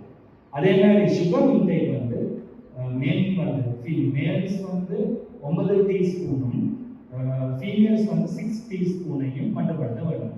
இதுவும் நாங்கள் அந்த அளவோட கூடுதலாக தான் எடுக்கணும். நாங்கள் நம்மளோட டீ போடுற அளவு கணக்கு பார்த்தாலே இதோட கூட எடுக்கணும். அடுத்தது ஒரு சாதாரணமாக நம்ம உட்கொள்கிற ஒரு பிளேட். எங்களோட பிளேட் எப்படி இருக்கும் ஈஸியாக நாங்கள் எப்படி மெயின்டைன் பண்ணுறதுக்காக இது ஹெல்த் மினிஸ்ட்ரியால் சொல்லப்பட்ட ஒரு விஷயம். ஒரு தட்டில் வந்து அரைவாசி கிட்ட மாச்சத்து இருக்கணும். சோறும் கிழங்கு மாச்சத்துக்கள் கொண்டது கூட அரைவாசிக்கு இருக்கணும். பிளேட்டில் அரைவாசிக்கு இருக்கணும். அங்கால மூன்றில் மேலே இருக்கிறது மரக்கறிகள். உணவகத்தில் 1/3 பங்கு மரக்கறிகள் மற்றும் கீரை வகைகள் சேர்த்து கொள்ள வேண்டும். அடுத்தது 6 புரதம் சேர்க்கணும். விலங்கு புரதம் என்றால் இறைச்சி, மீன், கருவாடு, நெத்தலி போட வேண்டியிருக்கும். தாவர புரதம் என்றால் பயறு, கருப்பு, கடலை, சோயா போன்ற கருப்பு வகைகளை இருக்கும். இதோட சேர்த்து உங்களோட பிளேட்ல 5 விதமான நீங்க ஒரு மீன்ல ஒரு நாளைக்கு 5 விதமான கலர் நீங்க எடுக்கிறீங்களா என்றதை பார்த்துக்கணும். அதாவது 3 இலை வகைகள், மரக்கறி இலை வகைகளும் 2 பழங்கள் ஒரு நாளைக்கு இருக்க வேண்டும் என்றது பரிந்துரைக்கிற ஒரு விஷயம். அதான் 5 கலர் போடுறீங்க. வெவ்வேறு கலர்ஸ் கொண்ட ஐட்டம்ஸ். மரக்கறிகள், பழங்கள். மரக்கறிகள் 3, பழங்கள் 2 சேர்ந்து 5 இருக்க வேண்டும். ஒரு ஆரோக்கியமான வாழ்க்கை. இது எங்களோட நாங்கள் வீட்டில் உணவு தயாரிக்கிறோம். நாங்கள் கடைகளில் தயாரிக்கும் போது நாங்கள் இது எல்லாருமே பார்த்துருக்கோம். வந்த புதுசுல எல்லாரும் colour, red colour, yellow colour பார்த்து இப்போ வந்து கடைகளுக்கு எல்லா பேக்கேஜிங்லையும் இருக்குது. ஃப்ரண்ட் ஆஃப் பேக்கேஜ் இது வந்து ரெட்டாக இருந்துச்சுன்னா கூடாது, எல்லோவாக இருந்துச்சுன்னா ஓகே கொஞ்சம் கூட, க்ரீனாக இருந்துச்சுன்னா அந்த பரிந்துரைக்கப்பட்ட அளவுகள் உள்ள சீனி, உப்பு மற்றும் ஃபேட் இந்த 3 விஷயத்தை கட்டி இந்த டீல் போட்டிருக்கு. அது பெவரேஜஸ்லையும் இருக்குது, அதாவது திரவ உணவுகளையும் இருக்குது, திண்ம உணவுகளையும் இருக்குது போடப்பட்டது நீங்கள் காணலாம். அதே மாதிரி அடுத்ததாக நாங்கள் பார்க்குறது உடற்செயல்பாடு, physical activity, promotion of physical activity, exercise செய்யறது. இலங்கையில் 3 ஒரு ஆள் ஃபிசிக்கல் ஆக்டிவிட்டி அதாவது லெஸ் ஃபிசிக்கலி இன்ஆக்டிவாக இருக்கிறது என்று சொல்லப்படும். அதுலேயும் பெண்கள் தான் கூடுதலாக இருந்திருப்போம். பெண்கள் தான் ஃபிசிக்கல் இன்ஆக்டிவிட்டியில் கூடுதலாக இருக்கிறது. அதே மாதிரி சிறுவர்களை நாங்கள் எடுத்து பார்த்தா சிறுவர்களையும் 5ல் 1 சிறுவர் வந்து ஃபிசிக்கலி இன்ஆக்டிவாக இருக்கிறது. அதாவது சோம்பல் தன்மையாக இருக்கிறது. உடற்பயிற்சியும் செய்யணும். உடற்பயிற்சி ஆக்டிவ் இல்லாமல் இருக்கணும் என்று சொல்லுவோம். சோம்பல் வாழ்க்கை முறை என்ன, செடென்டரி பிஹேவியர் என்றால் என்ன, குறைந்த சக்தி செலவுகளுக்கு உள்ள ஆக்டிவிட்டிஸை செய்யணும். அதாவது ஒரே இடத்துல இருக்கிறது, ஃபோனை பார்த்து கொண்டிருக்கிறது. அதாவது என்ன சொல்றதுன்னா ஒரு நாளைக்கு 4 அல்லது அதற்கு மேற்பட்ட மணித்தியாலங்கள் உட்காரவோ சாய்ந்த நிலையிலோ இருந்தால் நீங்கள் செடென்டரி லைஃப் ஸ்டைலில் இருக்கிறீங்க. நீங்கள் ஒரு இடத்துல இருந்து டிவி பார்க்கறதோ ஒரு ஃபோன் பார்க்கறதோ ஏதோ செய்கிறது ஒரு நாளைக்கு 4 மணித்தியாலத்துக்குள்ள நீங்கள் செய்து முடிக்கணும். மிச்ச டைம்ல நீங்க ஏதோ ஒரு அசைவு ஏதோ ஒரு ஆக்டிவிட்டி செயல்பட்டுருக்கிறதுக்கு நீங்க ட்ரை பண்ணுங்க. செடென்டரி லைஃப் ஸ்டைல பிரேக் பண்ணணும்னா 4 மணித்தியாலத்துக்குள்ள நீங்களுக்கு செடென்டரி ஸ்டைல்ஸை மட்டுப்படுத்தி கொடுக்கணும். வீட்டில் அதுக்கு என்ன செய்யலாம்? வீட்டில் நோமலா செய்யற வேலைகளை செய்யலாம், வீட்டு தோட்டம் செய்யலாம், மற்ற ஸ்கிரீன் டைமை குறைச்சி பிள்ளைகளோட விளையாடலாம்.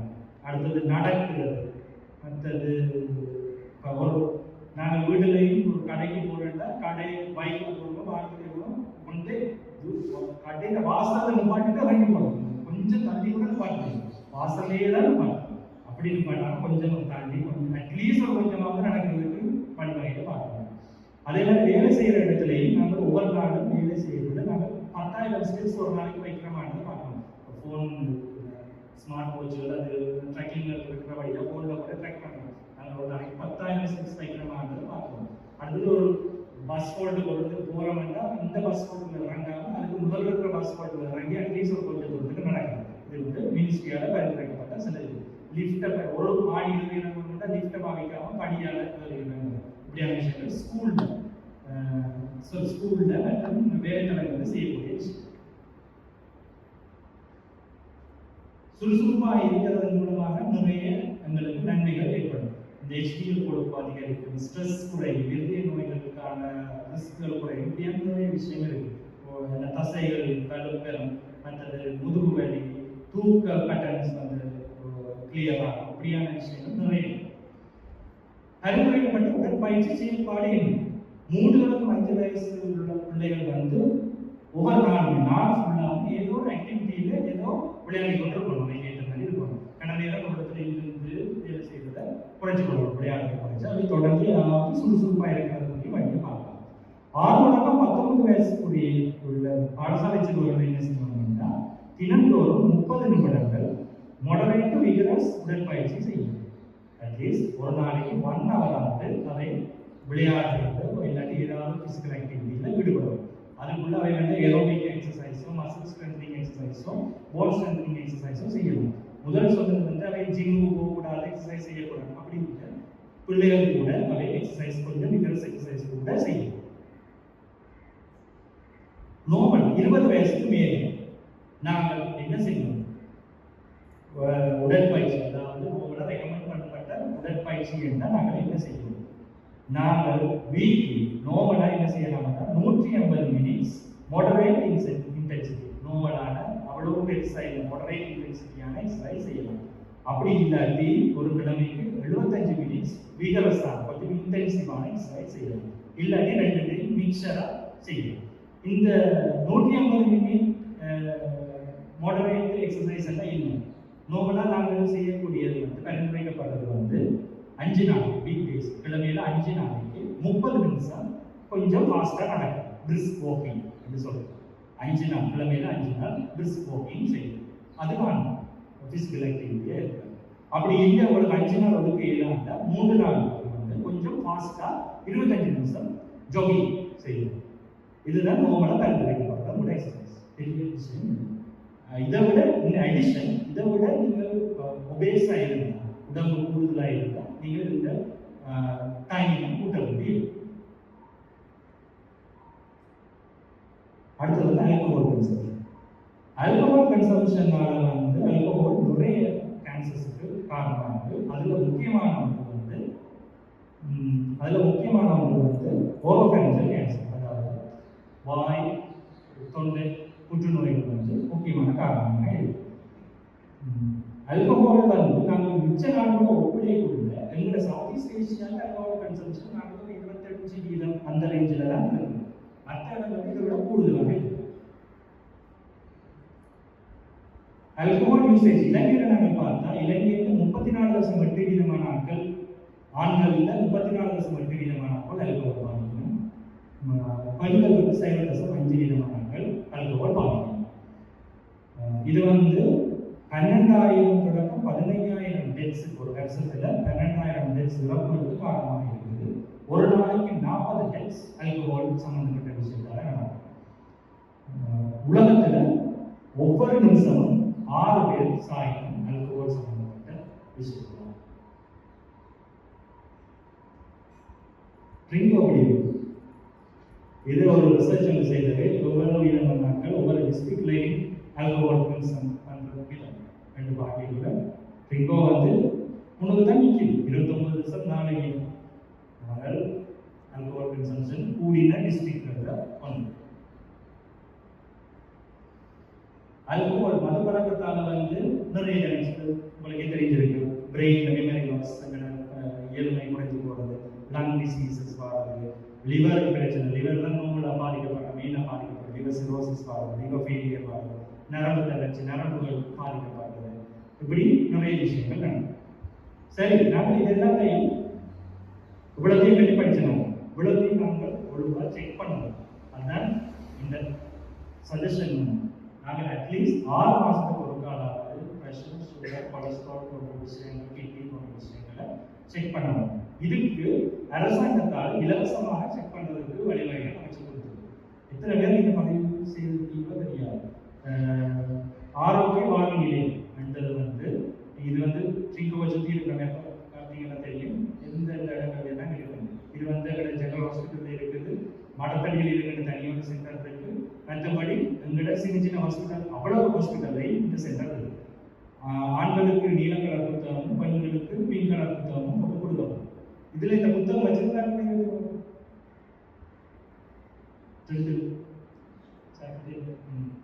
இது வந்து இலவசமாக கொடுக்கப்பட்டது. 6 மாசத்துக்கு ஒருக்க அவங்களே டெய்லி போட்டு தருவாங்க. நாங்கள் போய் பார்ப்போம். அவன் எந்த கொலஸ்ட்ரால் ஸ்பீக் இருந்தால் கொலஸ்ட்ராலும் செக் பண்ணுவாங்க. இதில் பொதுவாக அட்லீஸ்ட் சுகர், ப்ரெஷர், மிச்சம் இந்த உடற்பருமன், இந்த நான் சொன்ன வேஸ்ட் இப்போ நான் கதைச்சு அவ்வளோ விஷயம் அங்கே செக் பண்ணுவோம். இங்கே தான் இப்போ நீங்கள் ஒரு ஸ்மோக்கிங்கை நிப்பாட்ட போறீங்கன்னா ஸ்மோக்கிங்கை நிப்பாட்டக்கூடிய ஹெல்த்தும் கன்சர்னிங்கும் இங்கே உங்களுக்கு தரக்கூடிய வழிகள் இருக்கு. நீங்கள் டவுட்கள் கூட அதை கேட்டுக்கொள்ளலாம்.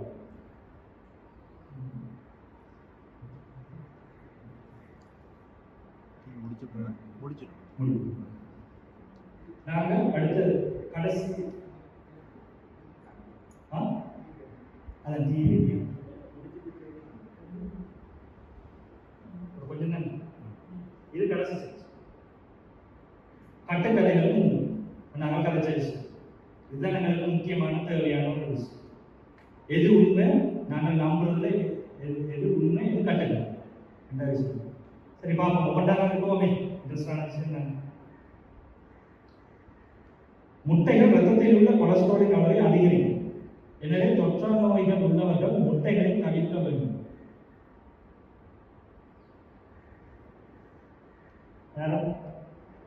இதை பற்றி தெரிஞ்சு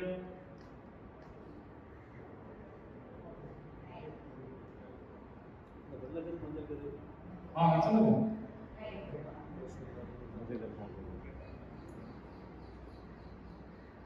போதலாமா பிள்ளைங்க சாப்பிடலாம், அளவா சாப்பிடலாம். அதான் சரி. கொலஸ்ட்ரால் இருக்கு முட்டையில, இது வந்து இந்த கூற்றுப்புல. ஆனா நீங்க சொன்ன மாதிரி மஞ்சள் கருவுல தான் கூடுதலான கொலஸ்ட்ரால் இருக்குது.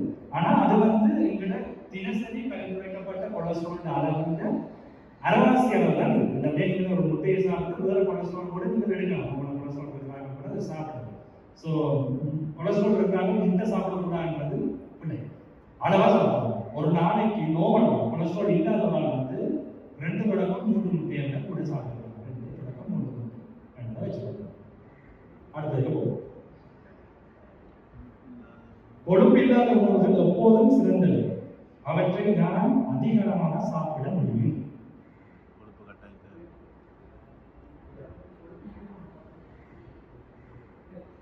Fat-free foods are always better, and I can eat more of it. ஏனென்றால் கொழுப்பும் தேவை. அதுதான் முன்னுக்கு கொலஸ்ட்ரால் வந்து இப்ப இப்படியும் கொண்டு இருக்கு. இப்ப கொலஸ்ட்ரால் நாங்கள் உள்ளெடுக்கிற கொலஸ்ட்ராலால வர பிரச்சனையை விட லிவரால சுரக்கிற கொலஸ்ட்ராலாலையும் பிரச்சனை வரலாம். அது என்ன சொன்னோம், வெஜிடேரியன் காலத்துக்கும் கொலஸ்ட்ரால் நோய் வர்றதுக்கு வாய்ப்பு இருக்கு. இது வந்து ஏன்னா கொலஸ்ட்ரால் நாங்கள் குறைப்போம், ஃபேட்டை குறைப்போம் தான். ஆனால் அது மட்டும் இல்லை பிரச்சனை. கொலஸ்ட்ரால் விட ஃபேட்டை விட முக்கியமான பிரச்சனை வந்து சீனியை பக்கத்தையும் பார்க்கணும். அதே நேரம் என்ன செய்யணும்னா இந்த fat free food low fat milk, low fat powders இருக்குது. அதுகள் என்ன செய்யணும்னா ஃபேட்டை குறைச்சா ஆட்டோமேட்டிக்காக டேஸ்ட்டும் குறையும். டேஸ்ட்டை குறையிறது சமப்படுத்துறதுக்காக என்ன செய்யணும்னா ரிஃபைன்ட் சுகர் வந்து அதிகமாக குறையும். அதில் வந்து சுகர் கண்டென்ட் கூட வேணும். நீங்கள் லேபிள் பேக்கேஜிங் நீங்கள் எடுத்து பார்த்தீங்கன்னா பேக்கேஜிங் கூட வேணும். அந்த லோ ஃபேட்டை நீங்கள் எடுக்கிற நெக்ஸ்ட் வந்து நீங்கள் என்ன செய்றீங்கன்னா சுகர் கண்டென்ட்டை கூடுதலாக எடுக்கிறீங்க. இப்போ கவனமாக பார்த்துக்கணும். அந்த சரட் இதில் சரட்டில் பணம் போட்டுருந்தாங்க அந்த ஆர்டிஃபிஷியல் இன்ஜெஸ்ட் என்ன சொல்கிறது ஃபுட் சப்ளிமெண்ட் லோ ஃபேட் இதுகள் வரையும் கூட சுகர் கண்டென்ட்டை கவனமாக வச்சுக்கணும். ஃபேட்டை மட்டும் இல்லை சுகரையும் கவனமாக வச்சுக்கணும். நீரிழிவு நோய்க்கு கொடுக்கப்படும் மருந்துகள் சிறப்பாக மெட்ஃபார்ம் சிறுநீரக செயல்களுக்கு வழிவகுக்கும். எனவே நான் அதை தவிர்க்க வேண்டும்.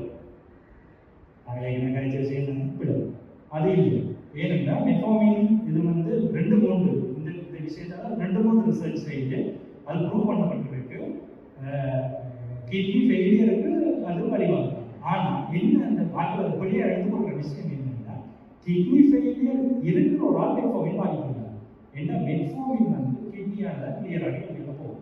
அப்போ கிட்னி ஃபெயில் இப்போ டயபெட்டிக் இருக்கிற நாளுக்கு diabetic kidney failure kidney function வந்து அஃபெக்ட் பண்ணப்படுது. நீண்ட காலத்தில் கிட்னி ஃபங்க்ஷன் அஃபெக்ட் பண்ணப்படுது. அப்போ அவர் மெட்ஃபார்மின் எடுத்துக்கொண்டிருக்கையும் அந்த பிரச்சனை வந்துருக்கு. அப்போ அது மெட்ஃபார்மினால் வந்த பிரச்சனை இல்லை. அவர் சுகர் கண்ட்ரோல் இல்லாமல் வர்றதுனால வந்த கிட்னி ஃபெயில். அந்த கிட்னி பிரச்சனை இருக்கிறாங்க. கிட்னி ஃபங்க்ஷன் குறைவாக இருக்கிறதால் மெட்ஃபார்மின் தொடர்ந்து பாதிக்கிறது. அதுக்கு பிறகு நாங்கள் உதவி நாங்கள் மாற்றோம். கிட்னி ஃபெயிலியர் இருக்கத்தக்கதான் மெட்ஃபார்மின் பாதிக்கிறது. அதுதான் அந்த தகவல். அது திரிவடைஞ்சுட்டாங்க. திரிவடைஞ்சு இப்படியான ஒரு விஷயம் விடமாட்டே. Metformin kidney failure kidney damage உருவாகும். ஆனால் கிட்னி டேமேஜ் இருக்கிறதால் மெட்ஃபார்மின் பாதிக்க அதிகமாக சீனி உட்கொள்பவர்களுக்கு நீரிழிவு நோய்.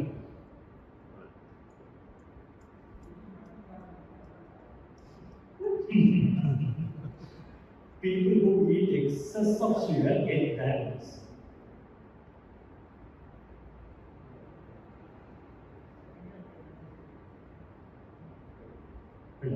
என்ன சிலர் வந்து நீங்க உங்களோட ஃப்ரெண்ட்ஸோ உங்களோட குடும்பத்திலேயோ நீங்க பார்த்துருந்தீங்க இவ்வளவு தான் சீனி சாப்பிடுங்க டயபெட்டிக் டயபெட்டிக்கே இருக்கு. நிறைய இந்த டயபெட்டிக் வந்து சுகர் கன்சம்ஷன் மட்டும் இல்லை. நாங்கள் பார்த்துறாங்க என்ன காரணம் ஹெல்த்தி டயட் வந்து ஒரு காரணம்.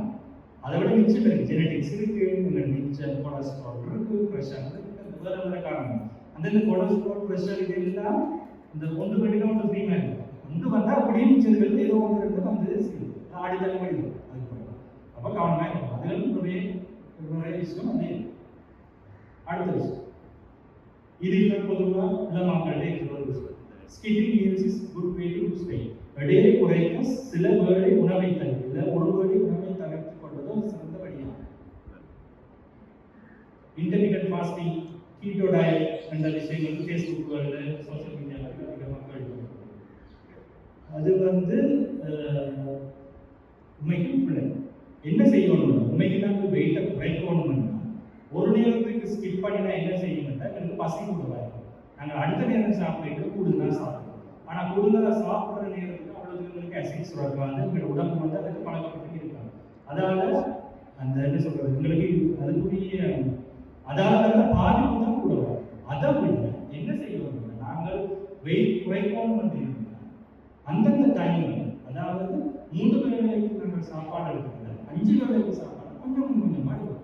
அதே நேரத்தில் இந்த நொறுக்கு தீனிகள் சாப்பிட்றது பிஸ்கட் ஸ்நாக்ஸ் போன்ற இதுகளை எடுக்கிறத வந்து குறைச்சிக்கணும். ரிஃபைன் சுகர் எடுக்கிறத குறைச்சிக்கணும்.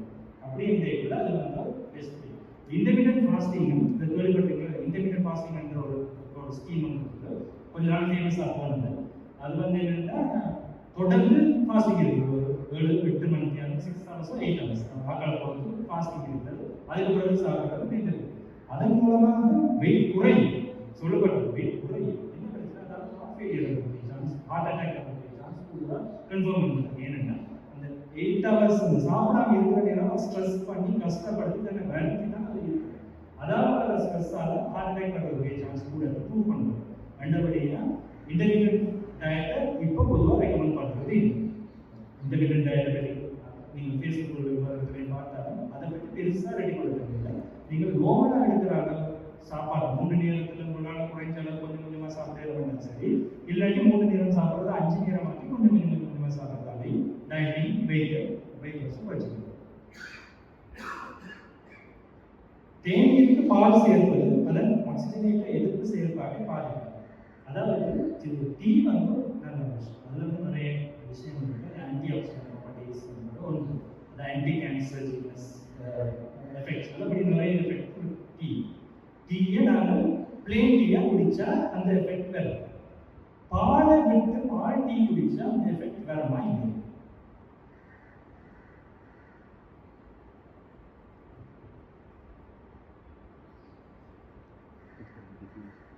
Adding milk to tea does not impact the antioxidant activity. அது சரிங்க. பால் சேர்க்கிறதால அந்த பாதிப்பு எதுவும் இல்லை. நீங்கள் பால் சேர்த்து குடிக்கிறதுன்னு சரி, பிளேன் டீயாக குடிக்கிறதுன்னு சரி, ரெண்டுமே ஒரே எஃபெக்ட் தான் தருது. பால் சேர்க்கிறதால கலோரி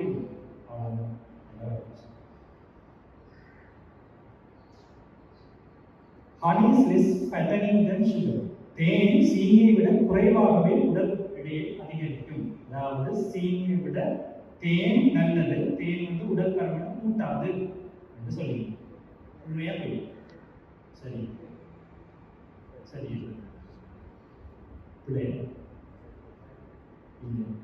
சீனி தான் தேன் என்றால் தேன் நாங்கள் பழமை அடிக்கிறது தேன் இயற்கையான ஒரு விஷயம், அதுல வந்து கலோரியின் அளவு குறைவு, அது உண்மைக்கு இயற்கையான நல்ல விஷயம். ஆனால் உண்மைக்கு என்ன செய்யுதுன்னா சீனி 75% ஹனி வந்து 75% சுகரை கொண்டது. அது வந்து நோவல் சீனியை விட கலோரி கூடியது. தேயில வந்து வேறு பதார்த்தங்கள் இருக்கு, அது வந்து சீனியை விட கலோரி கூடியது. உடல் நல்லதோட ஒரு விஷயம், இந்த உடல்ல குறைக்கிறது எடையை குறைக்கிறதுக்கு சீனிக்கு பதிலாக தேன் பாவிக்கிறது வந்து அது வந்து எடையை குறைக்கிறது. அது சயின்டிபிக் தெரியும் எடையை குறைக்கிறது. ஆனால் சொல்லி இருக்காங்க கன்ஃபார்ம் பண்ணி சொல்லி இருக்கணும் சயின்டிபிக்கலி. நான் சமையலில் பயன்படுத்தும் எண்ணெயை பல முறை மீண்டும் பயன்படுத்தலாம். அதாவது சமைச்ச எண்ணெயை திருப்பி பாவிக்கலாம். அது எல்லாருக்கும் தெரிஞ்ச விஷயம். பாவிக்கக்கூடாது, ஒன்றே தான் பாவிக்கணும். கோகனட் ஆயில் மட்டும் 2 தடவை, மேக்ஸிமம் 2 தடவை பாவிக்கலாம். மற்றபடி மிச்சம் sunflower oil, palm oil, vegetable oil இதையுமே 2ஆம் தடவை கூட பாவிக்கலாம். ஏன்னா அதில் வந்து டிரான்ஸ்ஃபேட் உருவாகும். நான் முன்னுக்கு சொன்ன விஷயம், டிரான்ஸ்ஃபேட்ஸ் என்ன செய்யணும்னா HDL குறைச்சி LDL கூட்டும். அதாவது கொலஸ்ட்ரால் அளவை உடம்பு கூடாத கொலஸ்ட்ரால் அளவை கூட்டும். அப்போ அப்படி என்றபடியா அந்த திருப்பி எப்படின்னா ஆயில் திருப்பி பாவிக்கிறத தவிர்த்து கொள்வது நல்லது. இவ்வளோத்தையும் பற்றி தான் நான் இந்த கரெக்டாக வந்துட்டேன். நீங்கள் நம்ம டவுட் இருந்தால் நாங்கள் அதை பற்றி டிஸ்கஸ் பண்ணுவோம்.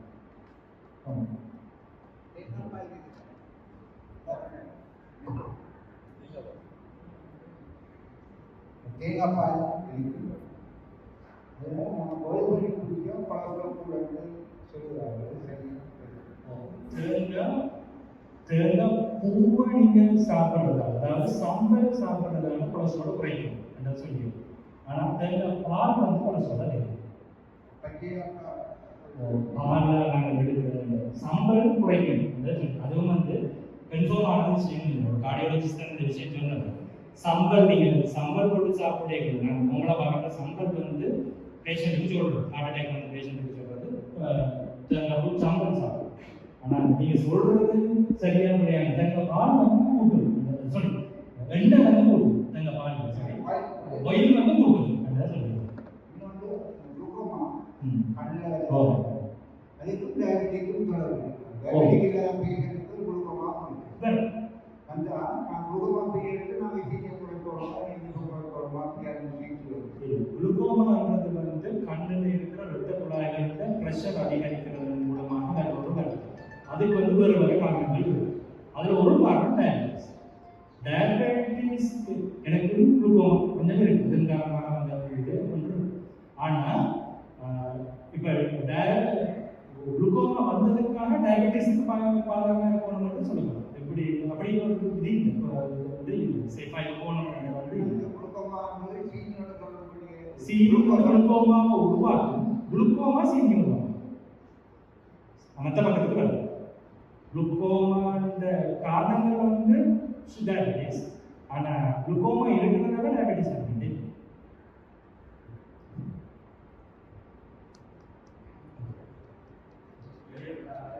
ஓ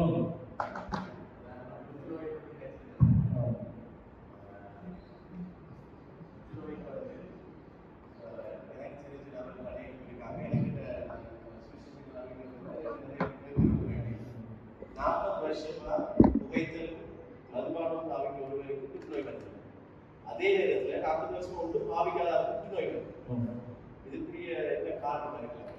இந்த புற்றுநோய் வந்து மல்டி ஃபேக்டர். நாங்கள் அதன்படி ஒரு காரணம் இல்லை.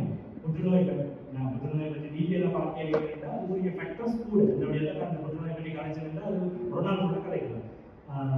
புற்றுநோய்க்கு ஜெனடிக்ஸ் காரணம் இருக்குது. சாப்பிட்ற சாப்பாடு, ஹெல்த்தியோட உயர்காலம் நடந்து கொள்கிற விதம், அதை சுற்றி இருக்கிற சுற்றுச்சூழல் எல்லாம் காரணம் இருக்குது. அப்படி இருக்கக்குள்ள சிலருக்கு வந்து அதே மாதிரி சிலருக்கு சீனி சாப்பிட்டு கொண்டே இருக்கிற அவங்க சுகர் வராது. ஆனால் சீனி சாப்பிடாம அளவாக இருக்கிறவங்களுக்கு சுகர் வரும். அதாவது ஜெனடிக்ஸும் வேற நிறைய காரணங்கள் அது தங்கி இருக்கு. ரெண்டபடி அப்படி புகைத்தல் இருக்கிற சிலர் நினைக்கிற புகைத்தல் அல்கோஹால் தொடர்ந்து பாதிச்சு கொண்டே இருக்கிறவங்க எந்த லிவர் எதுவுமே நேச்சுரலாக எடுத்தாங்க. அவங்களுக்கு ஒரு பிரச்சனையும் இல்லை. ஆனால் ஒன்றுமே இல்லாதவர்களுக்கும் ஒன்றுமே பாதிக்காதவர்களுக்கும் லிவர் ஃபெயிலியர் வந்து டெத்தாகக்கூடிய மனிதனும் இருக்கு. நோமலாக இருக்கிற ஒரு ஆளுக்கு நோமலாக கருதை அவை ரிஸ்க்கை தான் நாங்கள் பார்க்கணும். நோமலாக இருக்கிற ஒரு ஆள் அல்கோஹாலோ ஸ்மோக்கிங்கோ இல்லாட்டி பிறகு டெத்து அளவை விட ரிஸ்க்கை விட கேன்சர் ரிஸ்க்கை விட அல்கோஹாலோ ஸ்மோக்கிங்கோ பாவிக்கைக்குள்ள வர ரிஸ்க்குனாலும் கூட என்றதான் சொல்லலாமே தவிர ஒரு இண்டிவிஜுவலை வச்சுக்கொண்டு சொன்னீங்கன்னாது நீங்கள் இது பாதிச்ச வேண்டியதான் இது வந்தது என்றது நம்ம கன்க்ளூஷன் விளங்கி சொல்லுங்க. ரிஸ்க்கை தான் நாங்கள் சொல்லலாம் தவிர ஒரு இண்டிவிஜுவலுக்கு சொல்லிடலாம். சும்மா போகிறீங்க சும்மா போகிறீங்க நான் ஒன்றுமே இல்லாத சேர்ந்து போகிறேன். இதை பார்த்தா ஒன்றுமே என்ன பார்க்கிறேன் முன்னுவார் போகிறீங்க என்னோட கேட்கியால ஒரு கணக்கே தெரியல அப்படின்னு சொல்லுவாங்க. இப்போ அவர் நோமலாக இருந்தவருக்கு வந்திருக்கு. அவருக்கு நோமலாக வந்திருக்கு. அவருக்கு 30 வயசுல வந்திருக்கும். அவர் 20 வயசுல அதை பாதிச்சிருந்தா அவருக்கு 21 வயசுலேயே அது வந்திருக்கு. அதைத்தான் ரிஸ்க் வந்தவங்க கூட முன்னுக்கே வந்திருக்கு. அதைத்தான் சொல்லலாமே தவிர மற்றபடி அவர் பாதிச்சதால அவருக்கு கூடிய வரைகள் வந்துதான் நாங்கள் அந்த இப்போ நான் சொன்ன ஹெல்தி ஃபேக்டர்ஸ் இருக்கிறதன் மூலமாக அந்த இந்த ஃபேக்டர்ஸால் வர்ற பாதிப்பை நாங்கள் குறைச்சிக்கணும். இவ்வளவுதான் உங்களுக்கு தெரிஞ்ச ஃபேக்டர்ஸ், மெயினான ஃபேக்டர்ஸ். இதை விட வேற ஃபேக்டர்ஸ் மூலமாக அவருக்கு வந்துருக்கு. நாங்கள் இதை அவர் கவனமாக அவ்வளோதையும் கவனமாக இருந்திருந்தால் உங்களுக்கு எனக்கு விஞ்ஞானத்துக்கு தெரியாத ஃபேக்டர்ஸ் வேறு எதுவுமே இருந்தது. அதே மாதிரி தான்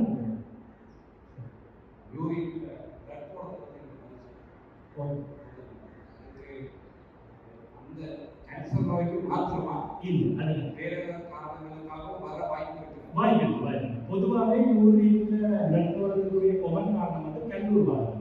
கல்லூர் வாரது பொதுவாக நிறைய பேருக்கு இருக்கிற விஷயம். கல் என்ன செய்யணும்னா போகிற வழியாக எங்கேயாவது போய் கீரைக்குள்ள எங்கேயாவது போய் நிற்க கூட கீறி காயங்கள் நிறைய பிளட் போகும். அதன் வடமையாக நடக்கிற காரணம் யூரின்ல பிளட் போகக்கூடிய காரணம். ப்ரெஷர் கூடினா போகலாம்.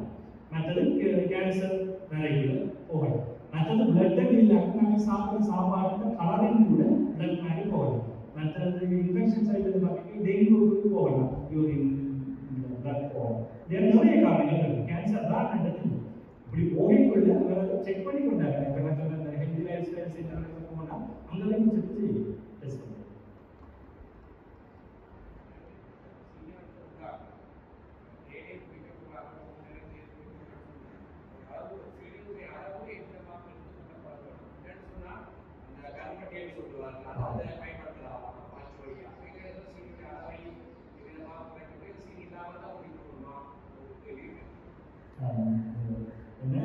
இது வந்து ஒவ்வொருத்தருக்கும் ஒவ்வொருத்தர உடம்புக்கு என்ன, சிலர் வந்து சுகரோட சேர்த்து டயபெட்டிக் சுகரே எடுத்துக்கணும். ஆனால் அவங்களுக்கு கண்ட்ரோல் இருக்கு. சிலர் வந்து சுகரே எடுக்காம ஃபுல் கண்ட்ரோல் இருந்தாலும் கூட அவங்க சுகர் வந்து கண்ட்ரோல் இல்லாமல் இருக்கு. நீங்க கேட்ட கரப்பட்டி விஷயம், கரப்பட்டியும் அவ்வளோத்துக்கு நல்லது. சுகரை விட அவ்வளோத்துக்கு நல்லதுன்னு சொல்ல மாட்டோம்.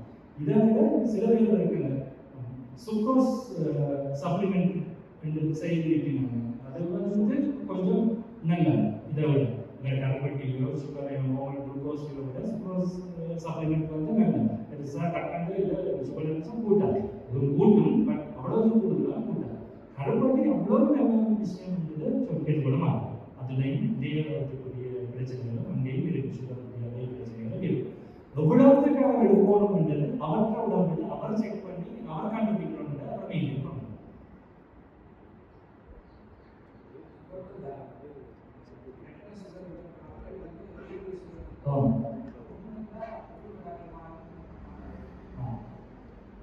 ஏன் அந்த பொண்ணு டயபெட்டிக் இருக்கிறவங்களுக்கு காயமே மாறாமல் இருக்கிறதுக்கு காரணம் வந்து நோமலான ஹெல்த்தியாக வந்து இன்சுலின் வந்து குளுக்கோஸை வந்து உடம்பு கலக்குள்ள எடுத்து போயிடும். ரத்தச்சுற்றோட்டத்தில் குளுக்கோஸ் இருக்காது.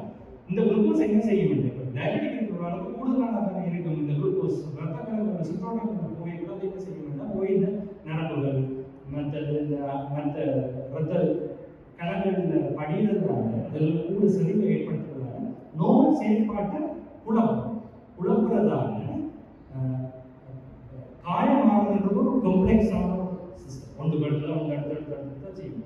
இது என்ன செய்ய வேண்டாம், சுகர் போய் என்ன செய்ய வேண்டாம், நர்வஸ் சிஸ்டத்திலையும் சரி சர்க்குலேட்டரி சிஸ்டத்திலையும் சரி அந்த நோமலாக இருக்கிற ப்ராசஸை 2 மணி தடுக்கிறாங்க டிலே ஆகும். அப்போ நோமலாக இப்போ காயம் ஆறாமல் இருக்கிற அளவுக்கு இல்லை. நோமலாக 150 160 இருக்கிற ஆளுக்கு பொதுவாக காயம் அப்படி பெரிய பாதிப்பு இல்லை. 200 255 கூட இருக்கிறாங்களுக்கு தான் பாதி. நாங்கள் இந்த ஹாஸ்பிட்டல் காயத்தோட வந்தோம்.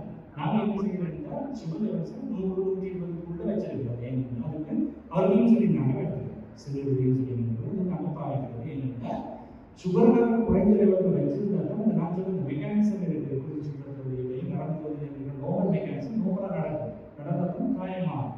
அப்போ காயமாகிறதுக்கு சுகர் வந்து நோபல் லெவலுக்குள்ள இருந்தால் தான் அது காயமாகிறதுக்குரிய செயல்பாடு நடக்கும்.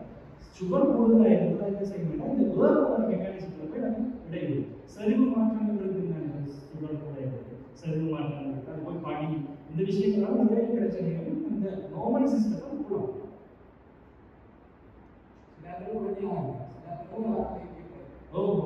அதை கீழே இருப்பாங்க சுகர் லெவலே கம்மி. பொதுவாக சுகர் கூட இருக்கிறவங்களுக்கு காயமாகிறது கஷ்டமாக தான் இருக்கு. அந்த 100 பொதுவாக என்ன செய்யறாங்கன்னா 100 வச்சிருக்கிறது போர்டில் அட்மிட் பண்ணியிருக்காங்க. 100 வச்சிருக்கிறது சுகர் லெவல். அப்போதான் காயம் ஈஸியாக ஆகும்.